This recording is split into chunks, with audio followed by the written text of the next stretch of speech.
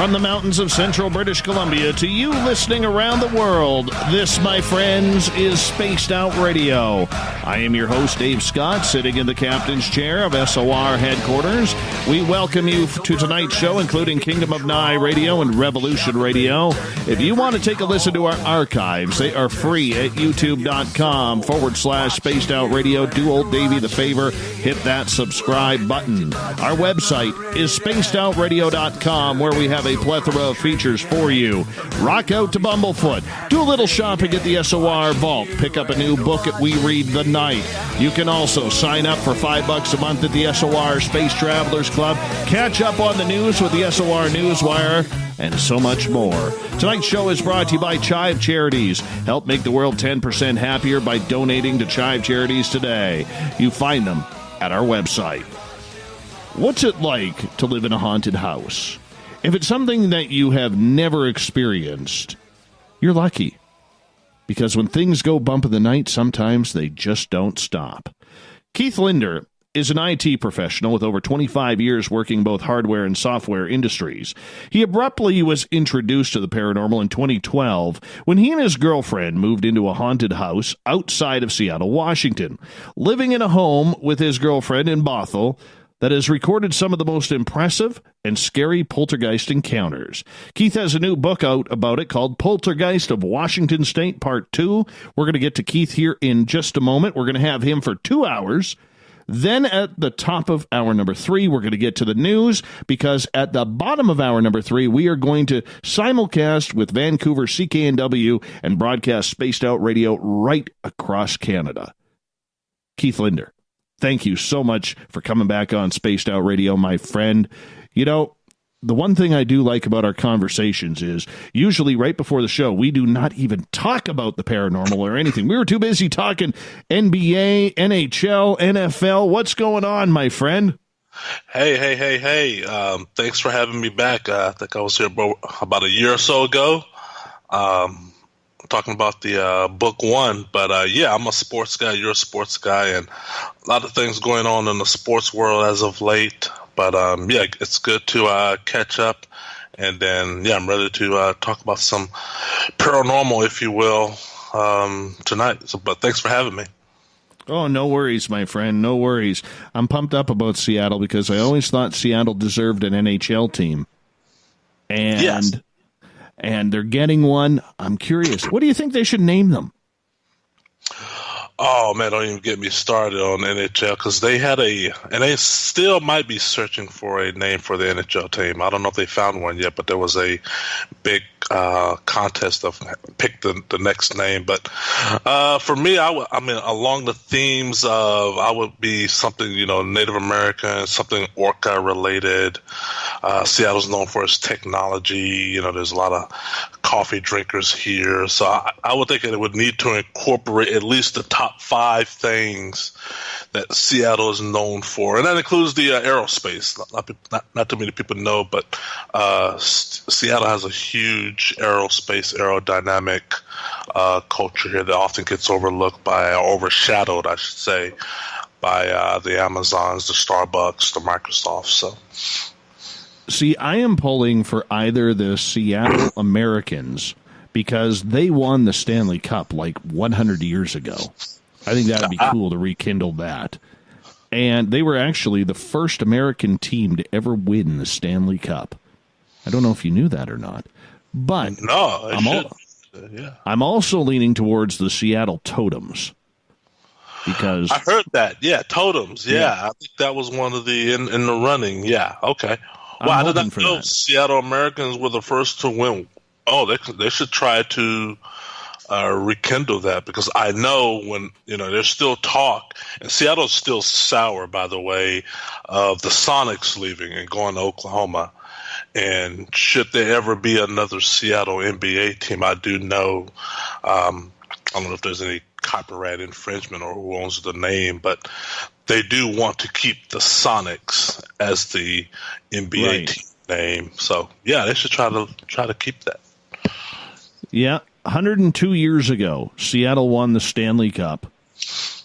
It was They were part of the Pacific Coast Hockey Association. Pardon me, they were the Metropolitans, Seattle Metropolitans, not the Americans back then. In 55-60, they became the Americans. But yes, I mean, how could you forget the coaching style of Pete Muldoon, my friend? Come on, how could you forget? 102 years ago. Wow. I'm looking at this. You know, I mean, anytime. Let's see if I can get a roster on this. Oh, yeah. Come on. How could you not be impressed with Bernie Morris and Jack Walker playing center? You had Frank Foyston, Jim Riley, and Carol Cully Wilson on the wings. And then Bobby Rowe, Roy Rickey, and Eddie Carpenter on defense with Hap Holmes in net. Oh, man, what a winning lineup. Literally, Pete Muldoon, Stanley Cup champion. That is good. That is phenomenal to know. Wow. Okay. I'll get kudos tomorrow bringing that up in during the coffee break at work. Like, yeah. Yes.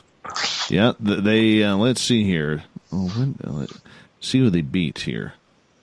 Well, I think the team was all a bunch of Canadians, to be honest. Had to be. Who married beautiful American women, and that's just the way it went. That's just the way it went. I think that's the way. So, by the way, Pete Muldoon, for your own research so you can impress the guys at work tomorrow, was only 30 years old and is still the youngest coach and manager to ever win the Stanley Cup. Still is? Still is. 30 is young for a coach. Yeah, that's to win a national championship. Yeah, that's okay. Wow. He'll hold that for a while. There you go. Little bit of Seattle history for you, my friend. Little bit of Seattle history. Now, you kind of didn't know anything about the paranormal until 2012, did you? No. Me nor my ex-girlfriend knew anything about the paranormal. Didn't follow it. Didn't know of paranormal shows.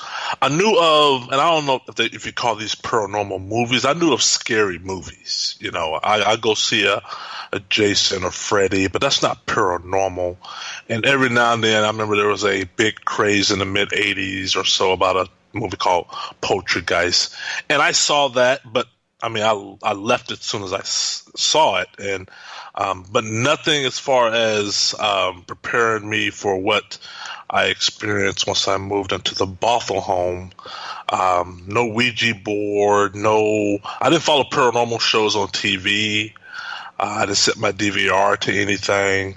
I was always 50-50 though, and I tell people this about, you know, the supernatural. You know, somebody would tell me their experience with ghosts growing up, or somebody they knew, or whatever. And I always found it curious and interesting. I didn't disavow it. I didn't say, you're full of it. I just said, oh, that's weird. Hope it never happens to me. And lo and behold. But yeah, so me and my ex-girlfriend, we got a crash course into the paranormal in a rude way, and let me tell you, it was eye-opening. Still is. It will forever be eye-opening. When you see things happening in your own house that you've only seen in movies, what is that like for people who don't quite understand? Your first reaction is just two reactions.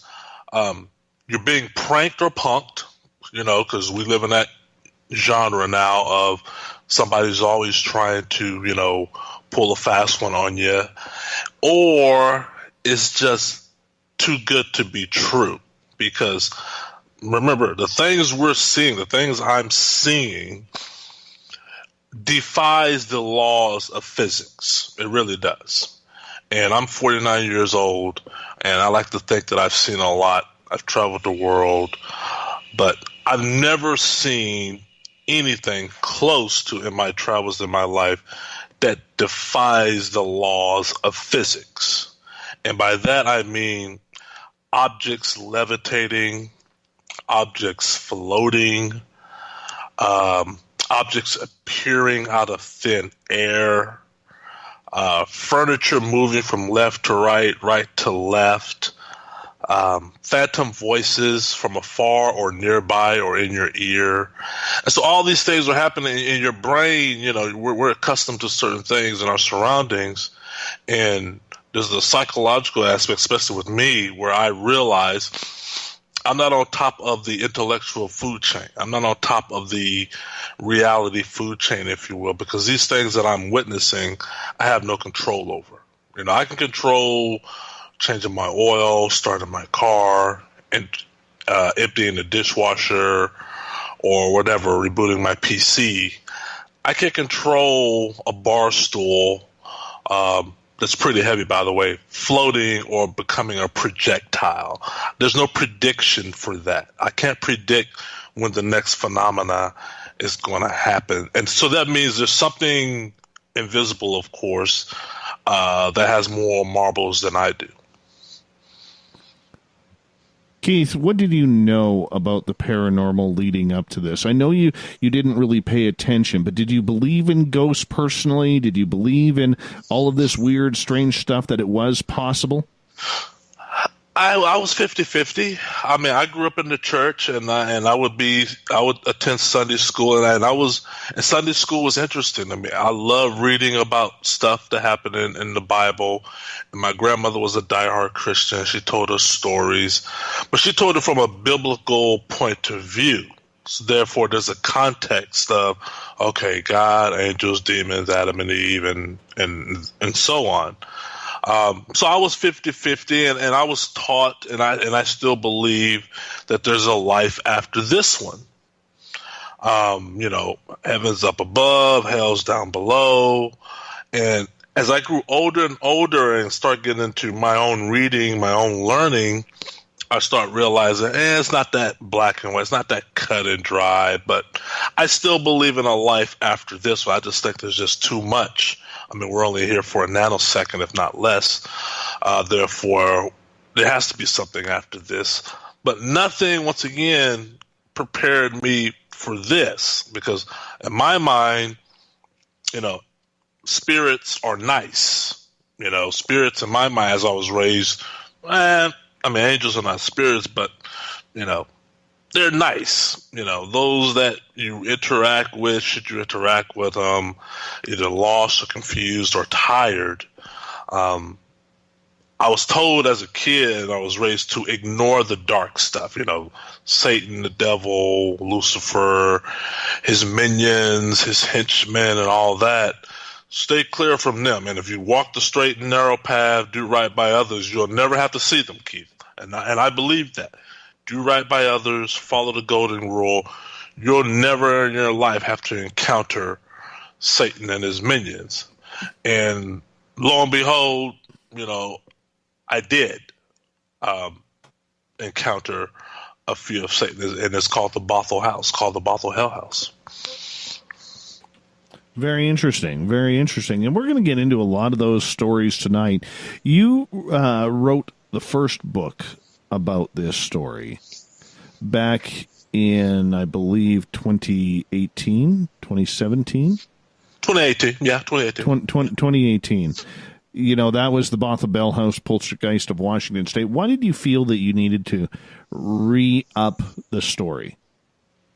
Well, that's a good question. The Bothell Hell House is pretty much, in chronological order, me and my ex-girlfriend's ordeal from May 1st, 2012, till about March, April of 2016. It's a 4-year account of everything we experienced, me especially, in the Bothell house. I knew when I finished that book, and I knew while I was halfway writing it, that there would be a book 2.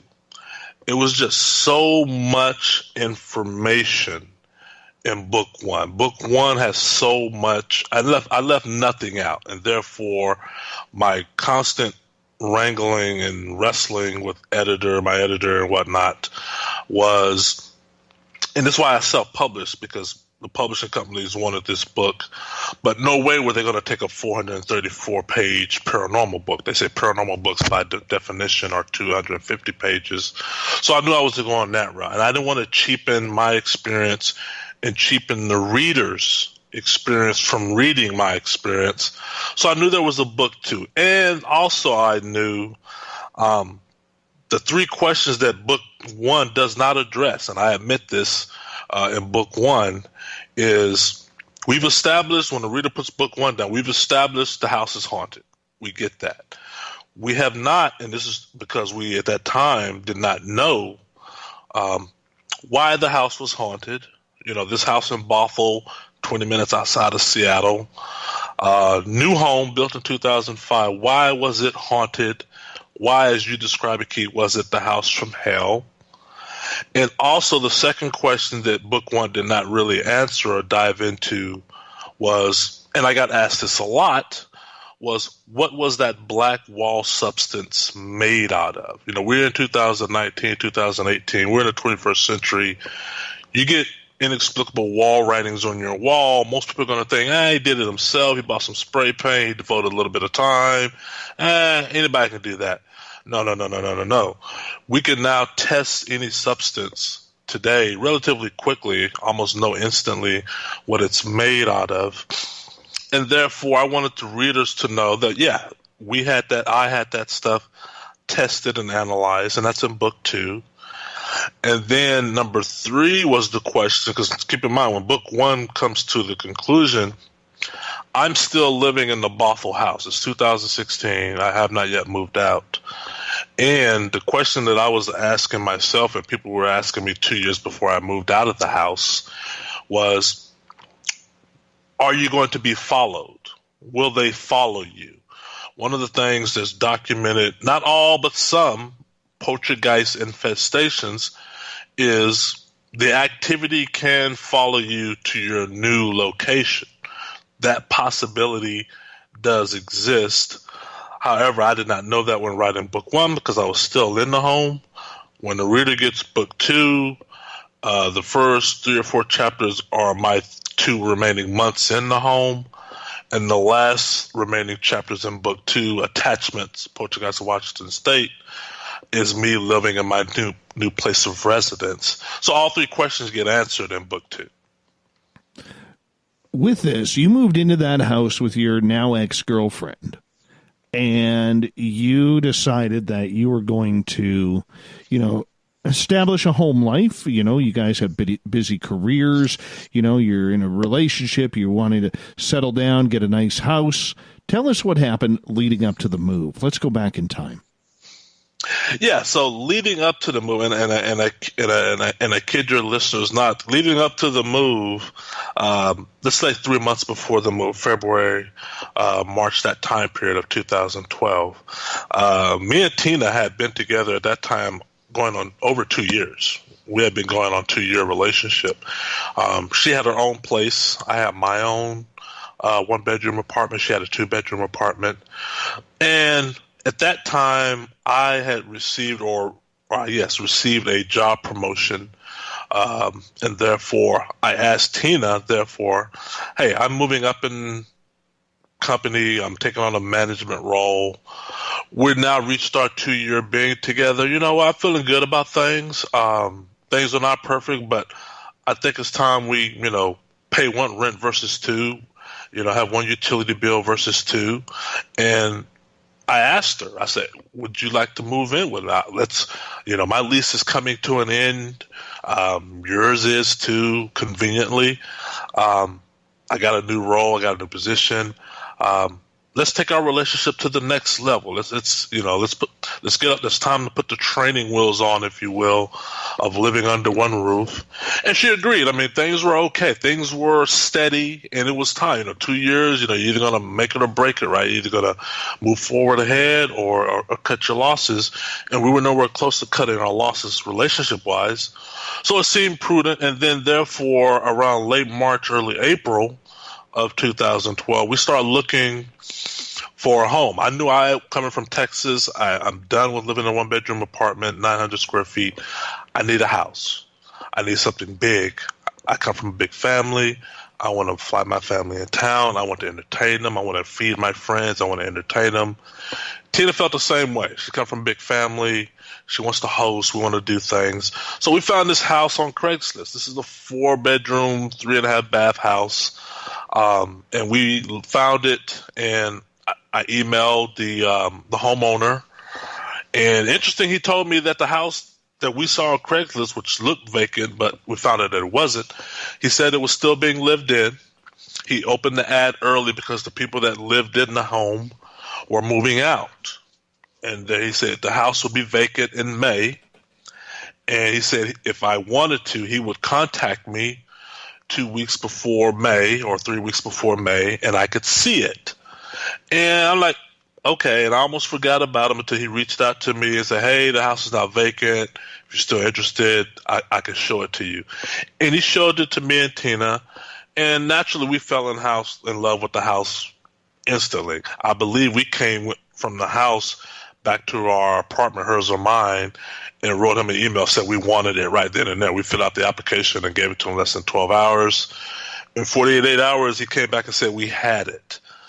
So then, like I said, the rest, is pretty much history, if you will, because May 1st, the day we moved in, me and Tina, the day we went to go get the keys and sign the papers for the house, and we met him. We walked in, shook hands. He gave us a wine bottle, 2 glasses, as congratulatory, and we signed the papers. And then he left. About an hour, he was gone. And there me and Tina are standing in this empty house that we both fell in love with instantly. May 1st, about 3 p.m. during the day. Nice day in Seattle or Bothell. And we heard a kid cough.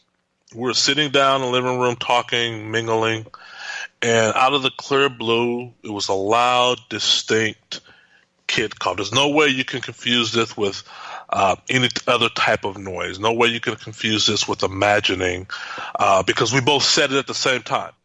Was that a kid cough? And right. It sounded like it came from upstairs. Interesting. We only have about 45 seconds left before we go to break. So as you were looking at the house and all of a sudden, instantaneously, you're there alone, nothing in the house, and you hear this childlike cough, what goes through your brain? Shrugged it off. I mean, I looked at Tina, she looked at me, and we was that a kid cough? We don't have kids. There's nobody else in the house. That had to have come from outside. And we just shrugged it off. I mean, we gave it not a second thought after about 4 minutes of talking about it, because once again, we did not know, hey, paranormal related stuff sometimes appears in the form of kid coughs or kid whatever. So we just shrugged it off. And on that note, Keith, I'm going to get you to hold on because we are going to go to break here on Spaced Out Radio. Keith Linder. Yeah, Bothell Hell House is the topic. We're talking about Poltergeist of Washington State Part 2, his latest book on Amazon. You can go check it out. More Spaced Out Radio coming up after this.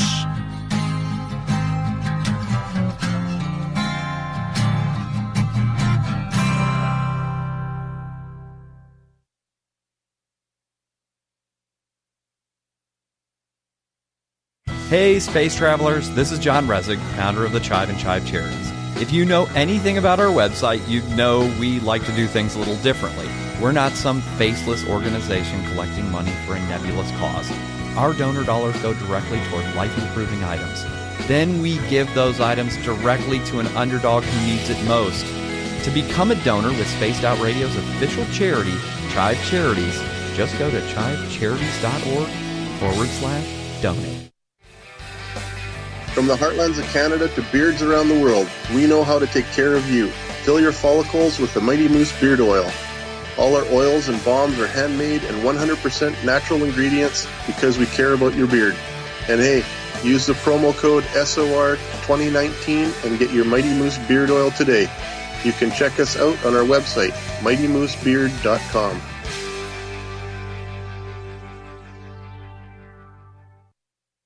Hello, this is your guitar man, Ron Bumblefoot Thal, and I have to tell you, I love the response I get for Little Brother is Watching from Spaced Out Radio fans. It's amazing how music can inspire and make people think deeper about what's going on in the supernatural world. You can head over to my website, bumblefoot.com, to check out my music, my guitar workshops, my touring, even check out some of the hot sauces that I'm working on. And make sure you keep on listening, because with Spaced Out Radio, you know Little Brother is watching. Finish off your weekend and kick off your new week with me, Everett Thiemer, right here on Spaced Out Sundays. I'm going to bring you great guests, a little bit of snark, and plenty of information to think about. But don't worry, there's going to be plenty of woo as well. We are going to hit everything in the paranormal and supernatural, including the odd psychic Sundays. So tune us in on Sunday, 9:06 p.m. Pacific, 12:06 a.m. Eastern, right here at spacedoutradio.com. Heading to Vancouver and looking for a night on the town? The Moose Vancouver is the bar that never stops rocking until 2 a.m. every night. The Moose has great food with everything on the menu from $6.95 to $8.95. Fantastic, vibrant staff and rock and roll that will bring you back to when the music was real, the hair was long, and the guitars were rocking. Get your party on at the Moose Vancouver, the official party bar of Spaced Out Radio. Every night on Spaced Out Radio, we have places for you to hang out. Hi, this is Carl. Join our SOR Space Travelers group on Facebook for live chat. On Twitter, using hashtag Spaced Out Radio, you can also join us in our Spreaker chat room.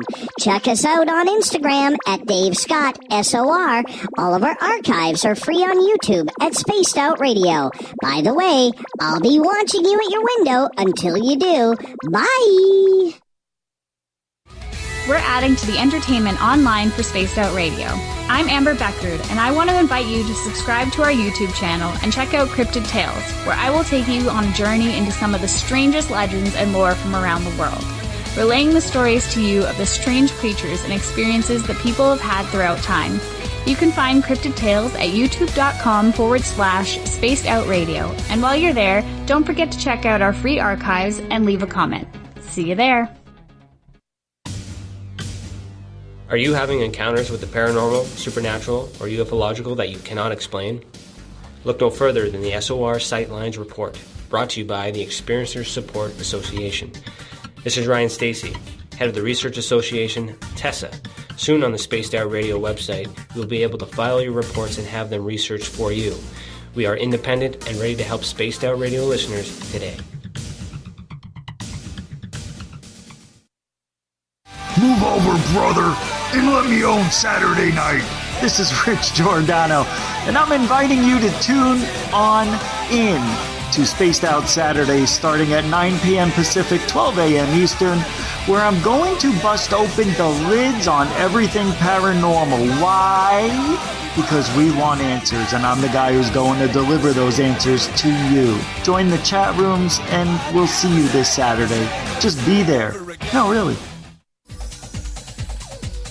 Hey everybody, the SOR Space Travelers is open. For just $5 a month, you can hang out with Dave and our crew privately in our members-only section. With your signing, you'll receive newsletters on what's going on with Spaced Out Radio. You'll have direct contact with the host during the show in our chat, live streaming videos, and a great forum for your posts and more.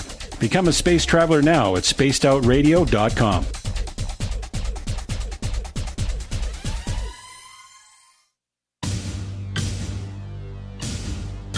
You wanted new SOR gear, and now you can have it. The SOR Vault is fully stocked with t-shirts, hats, hoodies, mugs, and everything in between, with great logos for you to choose from. So head on over to spacedoutradio.com, click on the SOR Vault, and go shopping. Pricing is quite affordable, and you can look good representing your favorite show. So go to our website and pick up your new SOR wear at the SOR Vault today. Looking for something new to push your limits? Look Beyond the Spectrum, a new docuseries featuring some of the best researchers in the world when it comes to everything from UFOs, government cover-ups, and Bigfoot in the forest. Truth seekers like Steve Bassett, Dr. Jeff Meldrum, Richard Dolan, as well as others all chip in to bring their knowledge to you. Beyond the Spectrum can be found on Amazon as well as Tubi TV. Tell us what you think on our Amazon page. Are you intrigued by Paranormal Talk Radio? You'll love the new Paranormal Radio app from TalkStream Live. You'll find a great selection of talk shows covering UFOs, ghosts, strange phenomena, and much more. Download the Paranormal Radio app now and start listening to the very best in paranormal talk entertainment, including the network you're listening to right now, the Paranormal Radio app, free in Google Play and the iOS App Store.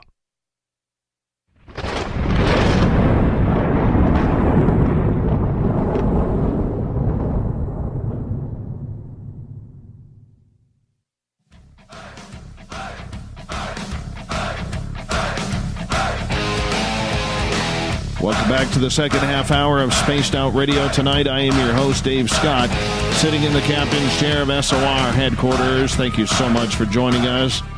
Want to remind all of you, if you've missed portions of this show or others, you can always head on over to our YouTube channel, youtube.com/Spaced Out Radio. Do me the favor, hit that subscribe button.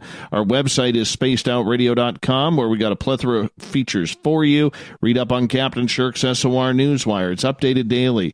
Check out Bumblefoot. Get your horns up for that. Join the SOR Space Travelers Club for $5 a month. Grab a new book at We Read the Night. And don't forget, you can wear some Spaced Out Radio swag by heading to the SOR Vault. Keith Linder is our guest tonight on Spaced Out Radio. We are talking about his brand new book. Yeah, it's a good one. It's a follow-up to the original, The Bothell Hell House, Poltergeist of Washington State. This one is called Poltergeist of Washington State Part 2. It can be found on Amazon for as low as $3 on Kindle. Keith, thank you so much for joining us. Yep. Good to be here. So right before the break, we were talking about the idea that you just moved into this house. You heard this childlike cough, thought nothing of it. Continue the story from there. Yeah, so that was day one, May 1st, 2012. And, you asked the original question of what was our reaction. Our reaction was nonchalant. It was, we're house high. We're about to move in. It's a big house. We're not thinking ghosts. We're not thinking poltergeist. Don't even know what that is at that time. Thing on my mind is, the movers. I've got to move my stuff. Tina's got to move her stuff. How not to damage the carpet, how not to damage the wall. I got to call some utility people, got to call the phone company. Whatever that noise was, it had to come from outside. And 10 minutes after that, we weren't given a second thought. Fast forward, though, 2 weeks, now we're in the home. And, we're unpacking, we're moving, trying to get settled. And both of us started noticing items missing. Now, I'm pretty sure you're like me. If I miss something that's so nonchalant, I don't really run to my significant other and say, hey, I lost something. It's just, I just record it I make a mental note and I go on with my business. The example with me was my extra set of car keys, or a car fob, I like to now say. So I had these my spare car fob in a glove box that I kept in my safe at my old apartment, and I moved my glove box to my new location personally. I did not pack it away. It had documents, birth certificate, and all that. At the bottom of that was my extra set of car keys.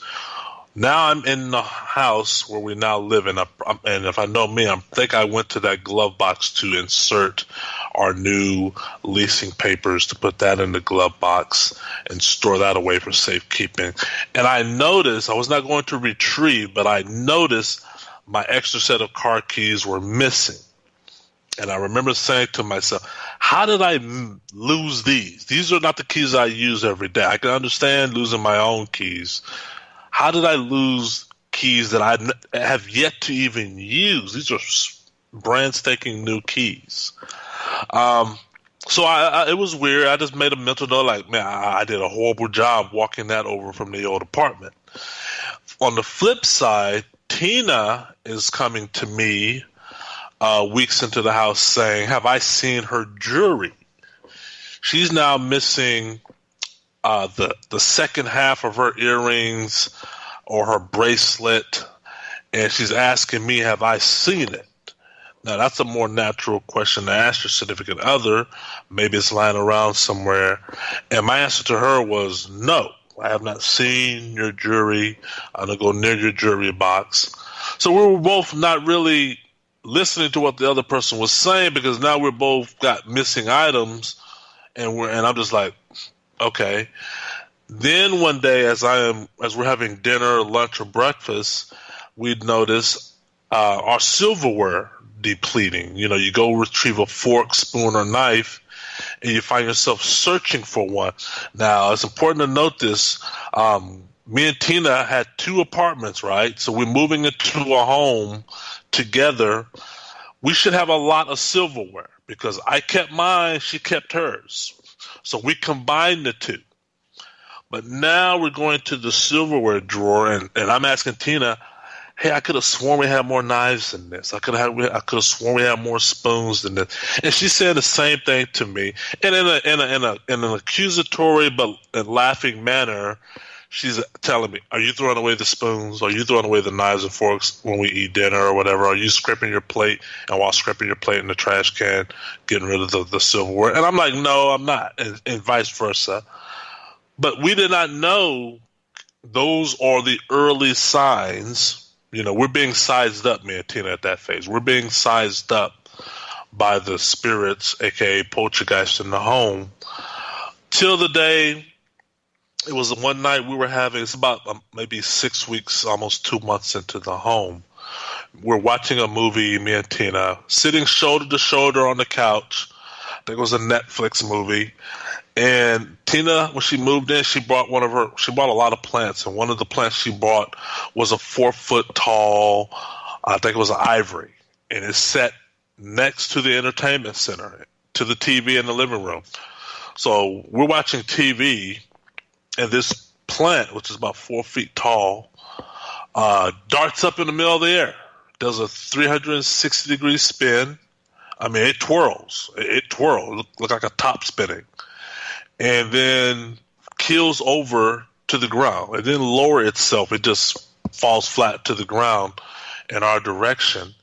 And there's no way you can miss it, Dave. I mean, there's no way you can miss something like that when you both are watching the TV, because the plant is sitting next to the TV.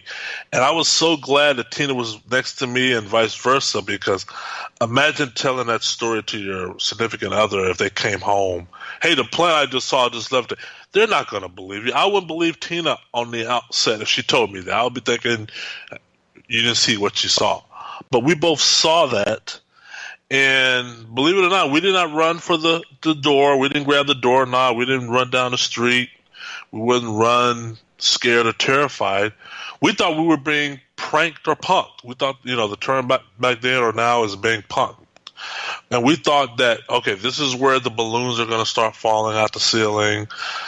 Somebody's going to come out the closet and say, ha, ha, ha, you and Tina are on Candy Camera. You on this reality show of We Spooked You or whatever. And as a conciliatory guest or, being good sports about it, first month's on us. But that didn't happen. We went to the plant looking for wires, remote control devices, till finally, I forgot which one said it first, I think we have a kid ghost. And the reason why we said that is because now we're rewinding in our head. All that stuff we thought we shrugged off, now we're grasping at it, because now it makes sense. Especially made sense when we went upstairs onto my computer and Googled, how can you tell if your house is haunted? And I kid you not, about the multiple websites that we went to, because we went to multiple. We didn't want to take one source and let that be the gospel. So we went to multiple websites, and all of them said the same thing. Missing items usually happens at the beginning. Items appearing that neither one of you own. That too started happening. Once again, happens at the beginning. Phantom footsteps, phantom cough, kid noises, kid sounds. That's how you tell your house is haunted. And then it said at the very end of that, here's what you do to get rid of it. And nothing we read was screaming poltergeist or demon. It was like, hey, you got a kid goes, yeah, it happens. Spirits get lost. They're confused. If it's a child spirit, you definitely want to be the adult in the room. You definitely want to be the parent. Put on your parental hat and sort of be kind and talk to the spirit in a motherly or fatherly tone. And just ask a generic questions like, why are you here? What do you want? Instruct it. Say, hey, it's okay to be lost and confused, and go into the light. And we tried that. We tried those steps. We did not expect to get the negative reaction that we got after we tried those steps, but we did try those steps. As this started and you started trying to figure out what was going on, how alone did you guys feel? We didn't feel alone at that phase. Feeling alone will come 2 years later, when the activity started taking a dark turn for the worse. We're not being isolated. Spirits are going to isolate me and Tina from, I ain't going to say the outside world, but they're going to isolate us from the believing or paranormal community, as well as from each other in the years to come. At that part, we didn't feel alone. I mean, I had friends, my best friends. I told them the next day, hey, I got a ghost. I got stuff moving and stuff. I'm an IT guy. I'm a specialist guy. So items moving in front of my eyes, I would, that's a good conversation over happy hour. And I did. I wasn't, we weren't isolated or shunned, but it's coming. And it's going to come in a major way. We didn't predict that, but that's one of the goals of the spirits in our home, is that isolation. Now, I can understand at the beginning it's not putting any pressure on you and Tina, your ex-girlfriend or now ex-girlfriend, regarding this, but explain how that relationship was affected by all of this. That's a good question, one that's not often asked of me, but it should be, because one of the things I incorporate in book one, especially book two, that the paranormal community doesn't really shine a light on much, especially that the entertainment paranormal community, is the effect, the psychological effect malevolent spirits have on couples and families. Me and Tina came in the home with the best intentions of just living our everyday life. There was no malice. There was no ill will. We didn't cheat to get the home. We didn't connive. We didn't lie on the application. We didn't be wrong or do wrong to anybody to receive the home. I had received an excellent job promotion. I was on cloud nine. Tina was too.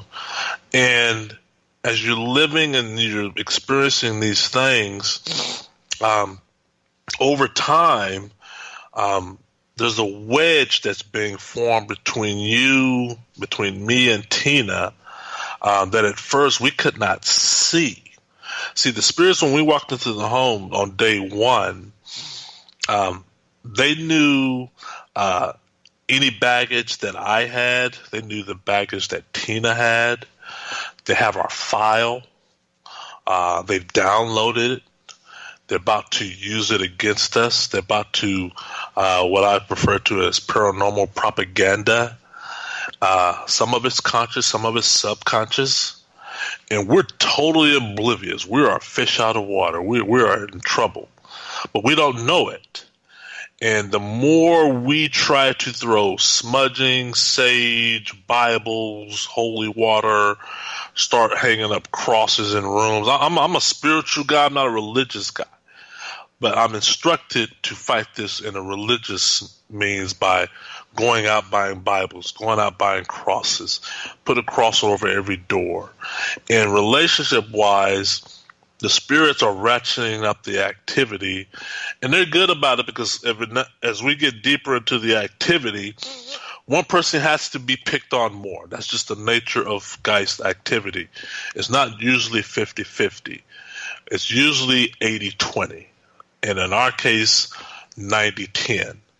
And sometimes in the heat of an argument, the person that's receiving the 10% of the activity is going to finger point at the person receiving the 90%. Not because they want to, it's not because they've been beaten down. And they're going to say, well, all the activity is happening because of you. Wherever room you're in, Keith, or whatever room you're in, Tina, it blows up. So that means the spirits are after you. You need to get your act together, or if you got your act together, all this madness will go away. And that's a horrible thing to say to your significant other. And we both said that to each other, not meaning it, but that's the information put for us. And once we say that, you can't take those words back. The spirits then ratchet up the activity even more. They're like, yes, yes, yes, yes. Dark side, go dark side, Keith, go dark side, Tina, go, go, go, go, go. And then finally, we don't even talk to each other anymore. Then the activity is just happening. Oh, fire erupts. Oh, I put the fire out by myself. Me and Tina used to put the fires out together. I'm talking about literal fire now. I'm talking about physical flames. A Bible catch fire. Me and Tina used to both run to it and distinguish it together, or a poster or a computer monitor. Now fire erupts, I'm fighting it by myself. Or an object goes flying, or a candle moves or starts flying. Tina was no part of it. Her mind, the spirits are picking on Keith, better him than me, and vice versa. So, yeah, the wedge is getting bigger. In book 2, I use the analogy of if you ever, if you're like me, you watch those old National Geographic shows, Yes. where the lion, or the lion pride, if you will, mainly female, are approaching the herd of zebras or gazelles, right? And I love that beginning where they're watching them, and they're watching for hours. They're watching them for hours, and they're just looking, and they're looking for the weakest one. And then all of a sudden, nobody even says chase. All of a sudden, they just dart. And the one they spotted, the one they want, they don't take their eyes off.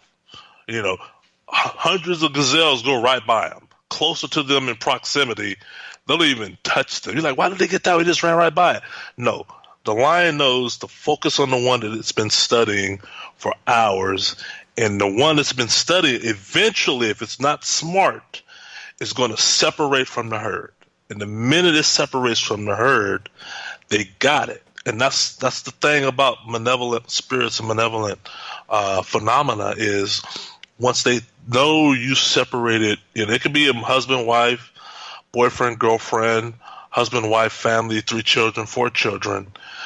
Generally, like I said, they're trying to separate one, and they just pick one by one. I mean, they're after either the daughter, the son, the wife, the husband. Over time, they're focusing on one to get them over the top. And that's how it was with us.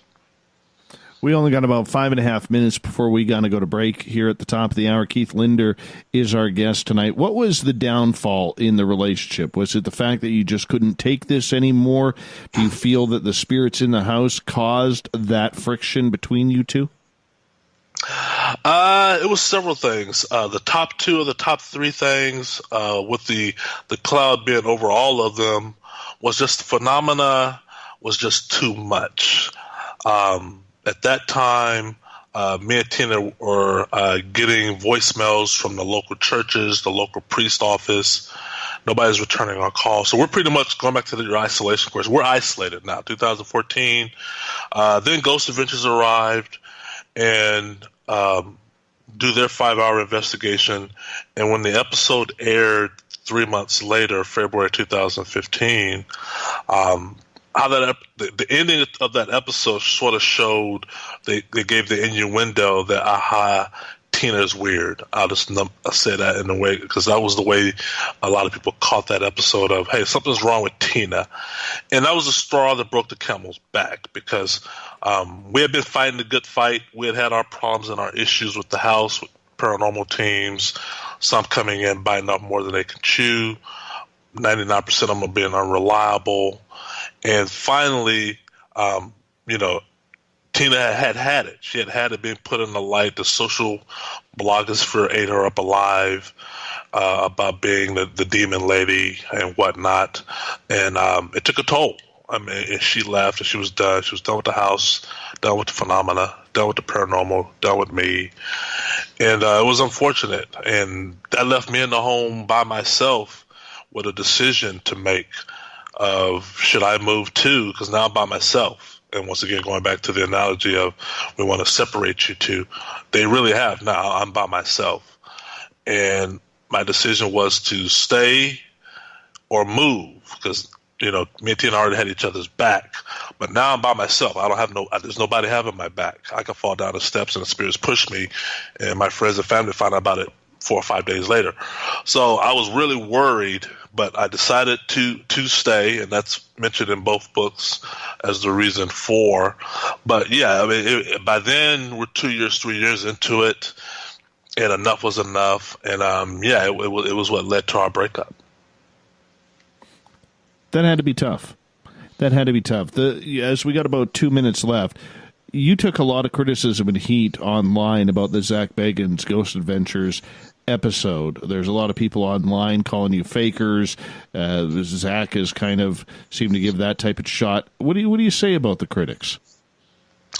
I've narrowed down the critics as of late to those who say that then, as being fans of Zach Bagans, therefore not so much fans of paranormal or knowledgeable of how the paranormal works. Any investigator would tell you that paranormal investigations are hard. You're chasing lightning in a jar.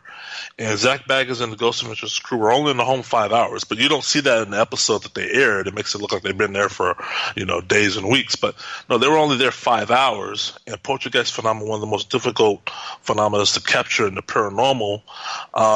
Spirits don't respond on cue. My reaction, or I was caught off guard then by the reaction of them leaving with no evidence, and therefore, how can you go from no evidence to possible Keith and Tina are doing this? It'd be different if you caught us doing it or you had some evidence to go on, but the show concluded with the words no evidence splattered on the TV, but the innuendo was still there. And that was another reason for I wanted to write both books and put the evidence in both books, because now, 4 or 5 years later, individuals are now coming to the conclusion, well, Ghost Adventure was wrong. There is something there. I mean, paranormal teams, multiple, not just one, multiple, say the house was definitely haunted. It was unlike anything they've ever seen. So, yeah, we've been definitely substantiated in more ways than one. Well, that's good. It's got to be tough, though, as we got about 30 seconds here. It's got to be tough, though, reading a lot of those comments on air or online about yourself. It was early on. It stung. It stung Tina to the point of moving and disavowing it altogether. She was done. Me, it made me turn inward. I turned inward, and I told myself, I can't let that be the epitaph of this house and this case, because I could easily walk away after the episode aired and be good riddance. But I wouldn't be talking to you now, and none of what the paranormal community knows about this house now would have never came out as a result. But yeah, it was tough. I mean, it stings to see in black and white you being called a liar or an attention seeker or the one burning and writing on your own house. That hurts. Keith, I'm going to get you to hold on because we have you for one more hour on Spaced Out Radio. Keith Linder, The Bothell Hell House, his latest book, can be found on Amazon. Poltergeist of Washington State, Part 2. We're going to get into that right after this on Spaced Out Radio.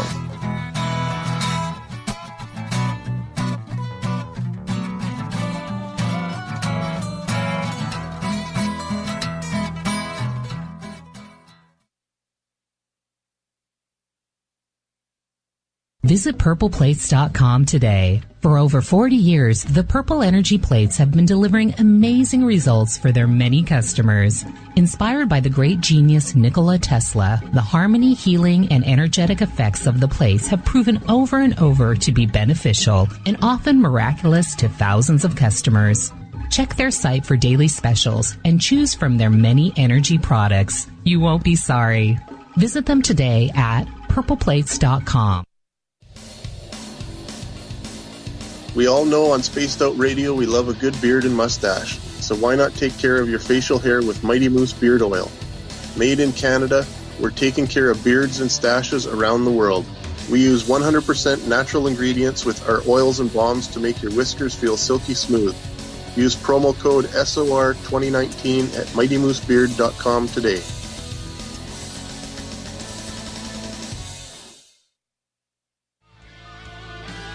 A little bit of science, a little bit of skepticism. Add a dash of snark and you have the makings of Spaced Out Sundays with me, Everett Thiemer. Together we will look into the reality of the paranormal with an open eye and rational thought. Oh, did I mention there'll be plenty of woo as well? Your time spent with Spaced Out Sundays will make the night even better. The chat rooms are open, 9:06 p.m. Pacific, 12:06 a.m. Eastern, right here at spacedoutradio.com.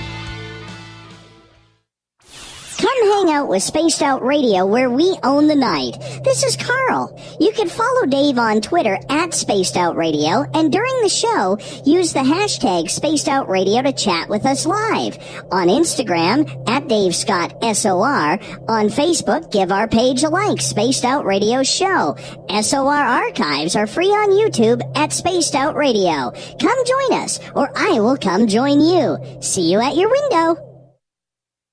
At spacedoutradio.com, we have a little bit of everything for you to stay up late.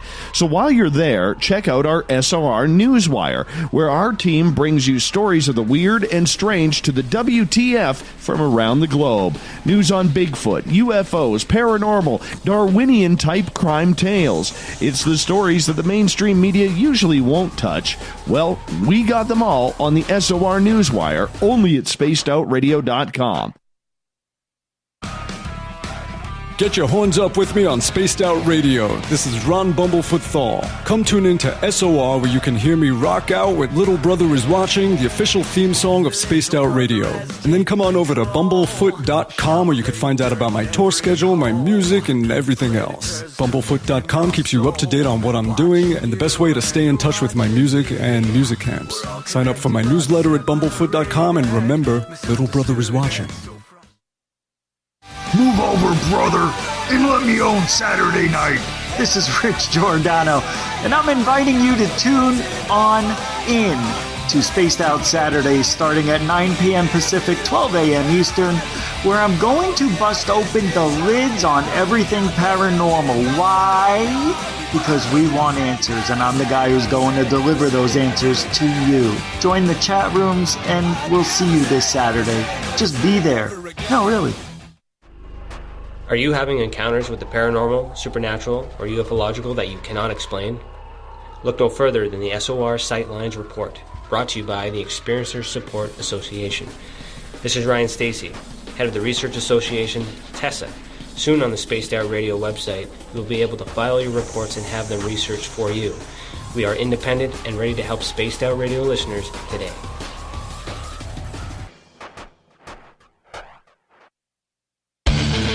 The Call of the Wild is in Vancouver. The Moose Vancouver is one of the hottest bars and restaurants in the city. Open until 2 a.m. nightly, the Moose will rock you like a hurricane all night long.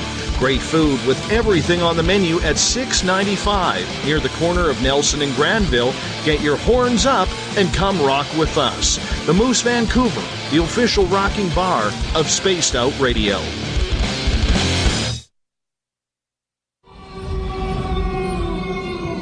Hey, this is Canadian Paranormal Investigator Mike Moore. The third Wednesday of every month, I'll be teaming up with Dave Scott to bring you Ghosts of the Great White North. Each month, we will bring on guests from across Canada to discuss their ghostly encounters. Canada is a paranormal hotbed with stories you've never heard, so we're going to bring them to you. So get comfy on your Chesterfield, grab a donut, and join us, eh?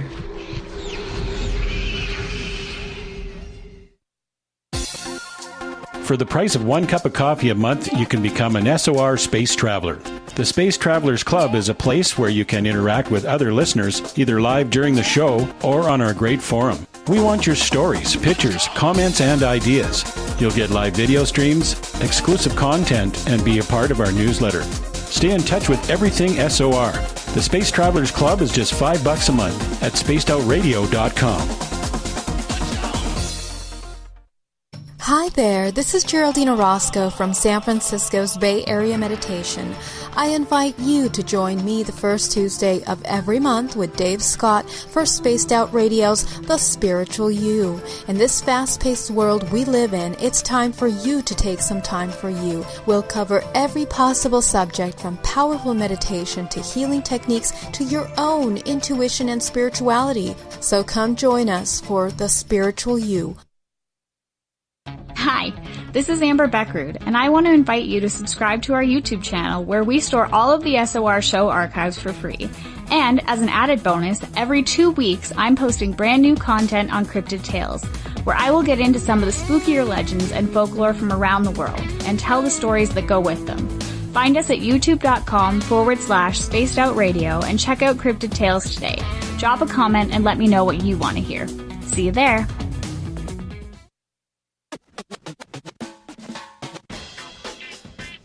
The SOR Vault is open for business, and do we have some cool swag for you to pick up? All you have to do is head over to our website and click on the SOR Vault. You have a variety of cool logos to choose from, and put them on anything you want.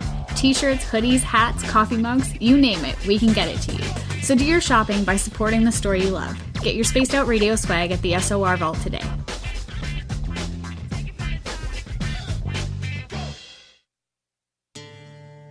Hey, Spaced Out Radio fans! It's John Resig, founder of the CHIVE and CHIVE Charities. Our goal is to make the life of veterans, first responders, and those with rare medical conditions 10% happier. We do this by donating one grant item, ranging from dance to therapy programs to prosthetic limbs, to those who need it most. To contribute to Spaced Out Radio's official charity, head over to chivecharities.org and become a donor today. You're listening to Spaced Out Radio with Dave Scott. Follow Dave on Twitter at Spaced Out Radio and on Facebook, Spaced Out Radio Show.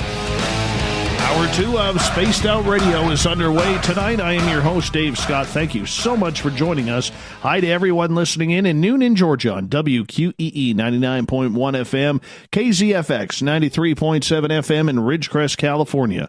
We're on KDUN AM 1030 in Reedsport, Oregon, KDNF AM 1560 in Dangerfield, Texas, and UPRN 107.7 FM in New Orleans. On the digital side, hi to everyone listening in on Kingdom of Nye Radio and Revolution Radio. Great to have you with us. Don't forget, you can check out all of our archives for free at youtube.com/Spaced Out Radio. Do me the favor, hit that subscribe button. The Desert Clam has set the password for tonight in the SOR Space Travelers Club. Nanocephalus. Nanocephalus is your password. Use it wisely, Space Travelers, as the Clam sets a password each and every night right here on Spaced Out Radio. Our website is spacedoutradio.com, where we have a plethora of features for you. Rock out to Bumblefoot. Do a little shopping at the SOR Vault. Pick up a new book at We Read the Night. You can also join up, where we got about a dozen or so chatters in there tonight, in the SOR Space Travelers Club. It's $5 a month and so much more. Tonight we are talking with Keith Linder. He is the author of a great new book called Poltergeist of Washington State Part 2. This is his experiences living in the Bothell Hell House. Keith, welcome back to the show. Welcome. Thanks. You continued on from part 1 of this book because you just had so many stories that you wanted to continue it. And you got into a little bit of controversy because you did, as we were talking right before we went to break, talk about ghost adventures coming to your house in 2014, and the fact that because nothing happened when they were there, your house cannot be haunted. It cannot be haunted at all. Talk to us about this. How did that make you feel? Yeah, so once again, having not had any experience with the paranormal, also mean I had not had any experience with paranormal investigators. We had investigators in our home prior to Ghost Adventures' arrival, local investigators who did witness and experience activity.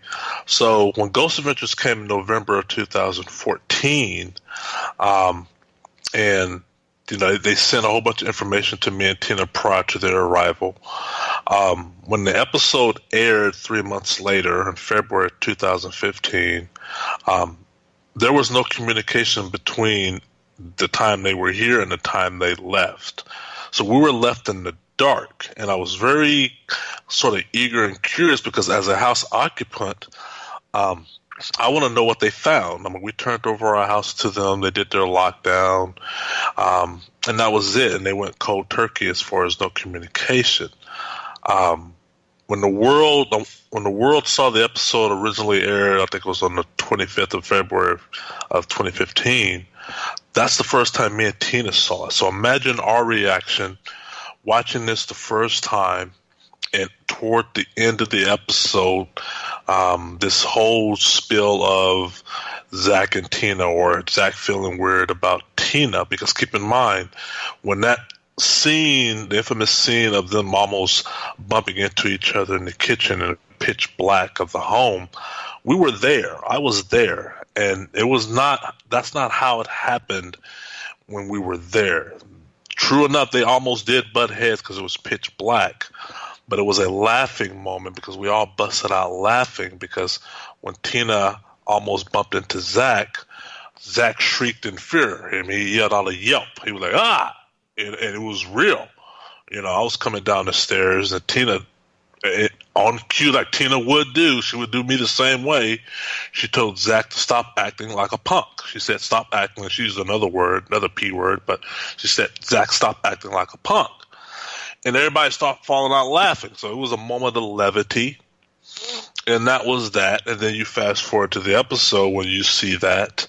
And I don't know if listeners understand about the whole format Ghost Adventures use. When Zach's talking on the show, that's voiceover. That voiceover happens in post-production. When he says he feels weird about Tina, he's not saying that in the house. He's saying that in a studio. So when we saw that with our family and our friends that's all over the world are seeing this, they're like, whoa, they kind of threw you two under the bus like you guys kind of did. Or Zach says, oh, it looks like spray paint on the wall. Well, Zach, more than anybody, because as you know, he's bought haunted houses out the yin yang. He's bought Charles Manson's house and whatnot. He can afford to have paint if he thinks it's spray paint tested. And Ghost Adventures, while there, did not take any of the wall writings. They did not take any samples of the door wall writings. They didn't take anything, and they're in a position to where they could, and they had deep pockets, and they can go test this stuff and see if it is spray paint. But of course, they didn't do that. But they made the innuendo that looks like spray paint, and anybody can do that there. Well, there's a way to find out if anybody can or not do that. And so me seeing that being on the receiving end, and then what made it worse was people responding like, you're Tina wasted Zach's time, and Zach always finds stuff, and y'all should be, hang by your toenails for trying to fool the Ghost Adventures. We're not trying to fool anybody. We're not trying to fool Ghost Adventures. We're not trying to fool any paranormal thing. Ghost Adventures mean nothing to us. We're not in the paranormal. That's just a name to us, okay? We think you're something because you're affiliated with the Travel Channel. Therefore, you must have resources that can test this stuff all over the world. Therefore, why not? But we're not caught up in the whole Ghost Adventures Zach Baggins thing. They're another team with a black T-shirt and blue jeans as far as I'm concerned. But how they portrayed us and, when you leave a house and you don't find evidence, and other paranormal teams have told me after they saw the episode, they reached out to me. It's like, hey, that was wrong. I've been doing this 30, 40 years, and let me tell you, sometimes you don't get it. Sometimes you go into a house that's been crazy active, and guess what? Spirits are smart. They know how to sit on their hands and buy time. It was wrong for them to make it look like you guys made it up or you over-exaggerated. They should have pivoted a little bit and maybe done something, but people should know because I put it in book 1. They were only there 5 hours. I put the Ghost Adventures itinerary in the Bothell Hell House book of what their producer emailed me of saying what everybody's going to do when they get to the house. There's 2 teams, B team and an A team. B team is for B-roll. They're there 3.5 days. They're doing 16, 18-hour shoots. Ghost Adventures is the A team, 5 hours. That's all they're there for. And I don't mind you leaving the house and not finding evidence in the 5 hours that you were there. That's not my problem. Trust me, I want to be clear. I'm not upset that Ghost Adventures didn't find anything. I'm upset, and I'm not even upset anymore. I was upset at the time of you portraying, as a result of you not finding anything, you made us the scapegoat as to, try to pull one over our eyes. That's wrong. That's wrong as a house occupant point of view. That's like the doctor, convicting the patient. Hey, you told me you had appendicitis, and I went and tried to remove it, and your appendix is fine. I still have a pain, doctor. You're the one that diagnosed me with appendicitis. I didn't say I had appendicitis. You did. I just said I had a pain in my abdomen. Your results that you ran said I had appendicitis.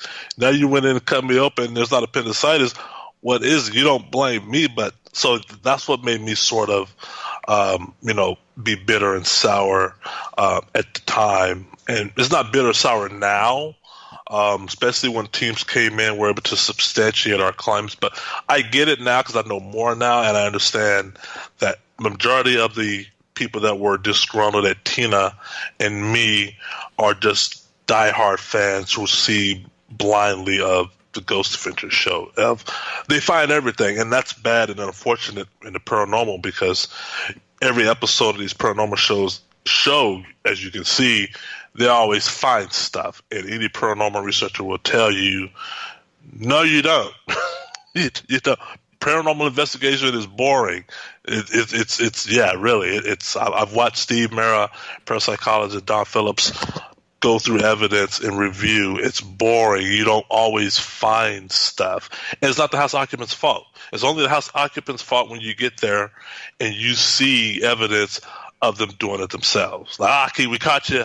We got you. Yeah. Or Tina, hot. And they didn't catch that. So why have the innuendo? Let's get back to the book. Let's get focused on there. You had a lot of strange writings on your walls, on your ceilings. Tell us about that. Yeah, so the strange writings, the first writings on the wall was an upside-down cross, several upside-down crosses, was written in sage ash, which was weird. I mean, this is late summer, late spring, early summer of coming home in 2014, of your house totally upside down, look like it's been ransacked, like somebody's been, pillaging your home, except the ADT securities haven't been tripped. The alarm system's still on, no intruder from the outside. But up there in my office is this upside-down cross writings or markings. And how I know it's sage ash, because the sage stick will always be positioned near my keyboard underneath the wall writings, and it will be less or half the size it was when I went to work that morning. And a few times it will be warm to the touch.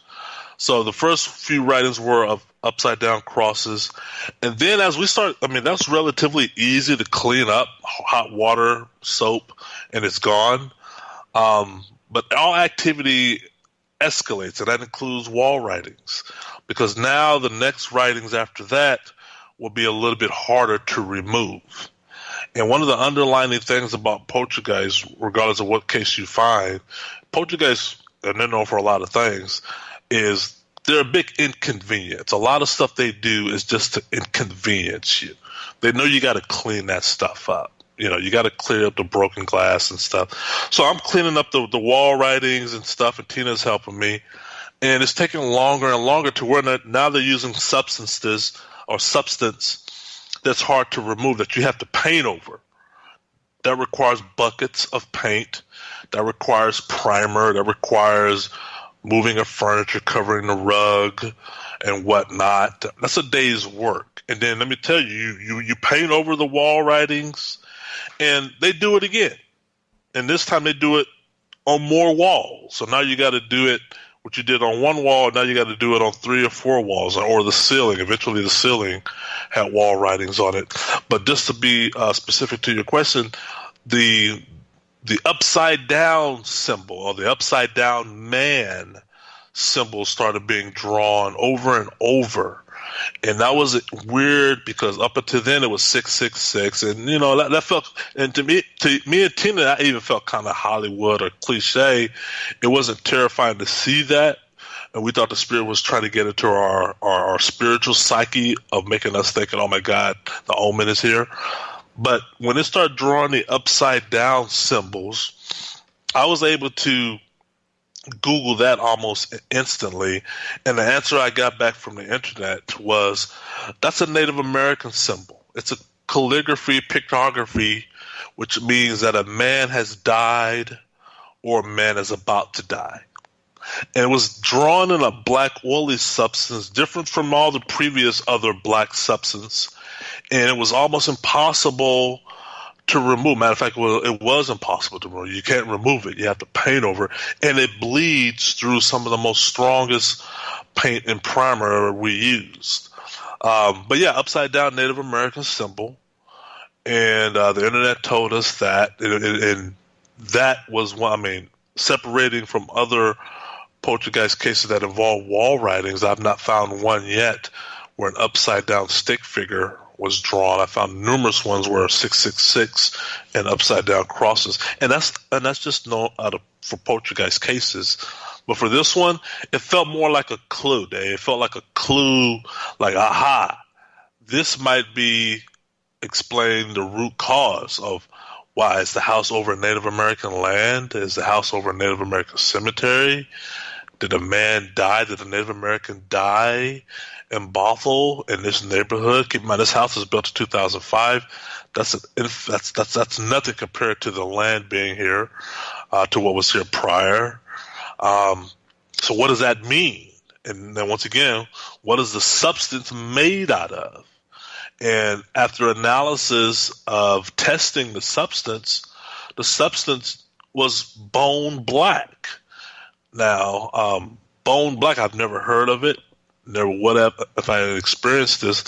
Bone black is within the repertoire of Native Americans, because Native Americans, keep in mind, calligraphy and pictography, and one of the substances they used for doing calligraphy and pictography was bone black. Well, what is bone black made out of? Bone black is made out of bison buffalo bone.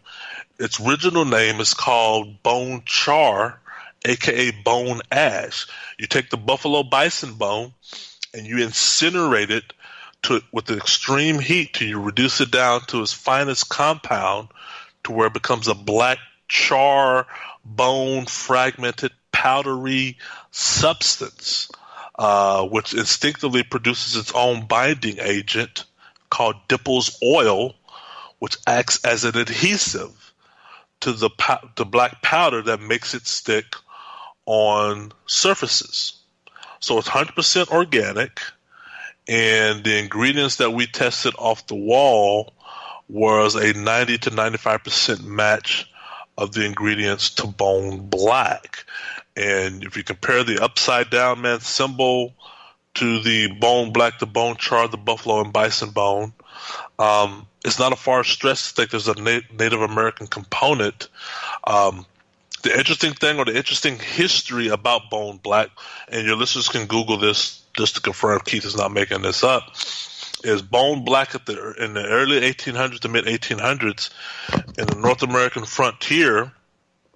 You know, we all know the near mass extermination of the American buffalo. Well, buffalo bones were littered across the plains of North America or the Midwest. I'm talking for miles and miles. They were known for their hide, and therefore all that was left was the carcass. Well, it became known to the settlers at that time that we're leaving money on the table, pardon that expression, therefore we could take the bone from the remaining of the buffalo and char it to make a paint. This paint can be used to paint leather, to paint shoes, to whatnot, and that became bone black as far as being marketable and sellable. But the Native Americans had been using bone black before the settlers had arrived, but the settlers picked up on it and made a commodity out of the remnants of the bones being left as a result of the near extinction of the buffalo.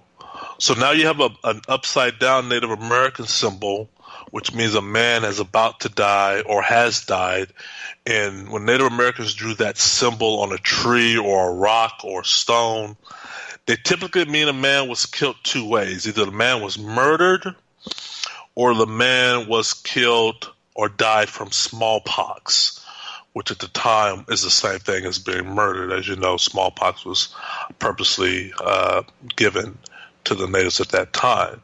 So all that stuff, like I said, is not Keith Linder saying it. It's what was on my wall, and through research, 2 years, 3 years, spending 8 hours, 12 hours, 14 hours in the county records office in Snohomish County, downtown Seattle Public Library, and other libraries, calling numerous art galleries around the country to confirm, and they all confirm pretty much the same thing. We only got about 3 minutes here before we got to go to break. I want to get to a question from Joey in the SOR Space Travelers Club. And he is asking, did any paranormal team visiting your home ask you if you kept a diary of detailed events or ask you to keep one? Good question. Actually, I kept a diary of detailed events before paranormal teams asked me. I'm an IT project manager, and it was so much phenomena happening around me and Tina. It just felt right to document everything. I knew I kept meticulous notes, and my job sort of trained me for that, only because I knew date and time, not to me, but to somebody reading this later on. The time something happened, the day it happened, the weather conditions outside, the weather, or the temperature inside, the mood inside the home, the day of the week. It just felt to me like that might be important to somebody in the paranormal community, not me, but to them. So I kept notes. I kept a diary, a written diary and a video diary. And I learned the paranormal teams, those worth their weight in gold, appreciated that. They were able to take all the activity, make a chart, a bell curve, whatever, a run chart, run graph, and see when the activity spiked, when it declined, when it spiked again. And all that, like I said, for your listeners, all that's in both book 1 and book 2. Don't think this is nowhere you can't get your hands on. It's in book 1 and book 2. And once again, I'm in IT, and the things we do in IT is we document. I'm a project manager. I spend 90% of my day documenting the project. That's what I do. I have to artifact all information for the company on all projects. These things are viewed by other people months, years later. So I was trained to do that, so I just incorporated that with the activity happening, and paranormal teams loved that and appreciated that. Parapsychologist Steve Mara, Don Phillips, and others, Nikki Novell, and others were able to take my spreadsheet, my Word docs, and it's really a history from start to finish of everything that happens. I tell people who go through similar activity in their homes, if you're going through something similar, and I hope you're not, document it, write it down on a notepad, a napkin.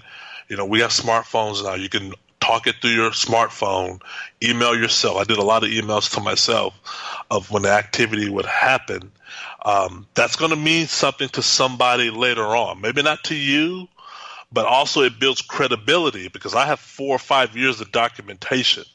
And when I tell people something, I could tell you something all day, but when you see the emails or the mass emails or the transcripts I've sent out to paranormal organizations all over the world, to churches all over the world, to Catholic priests all over the world, and I'm telling the same story, the same email, everybody's getting the same trip, the same zip drive, flash drive, or memory stick, all that stuff adds to your credibility, and it helps the researcher. Keith, I got to hold you right there. We got Keith Linder for another half hour on Spaced Out Radio, talking about the Bothell Hell House. We'll be back with more right after this.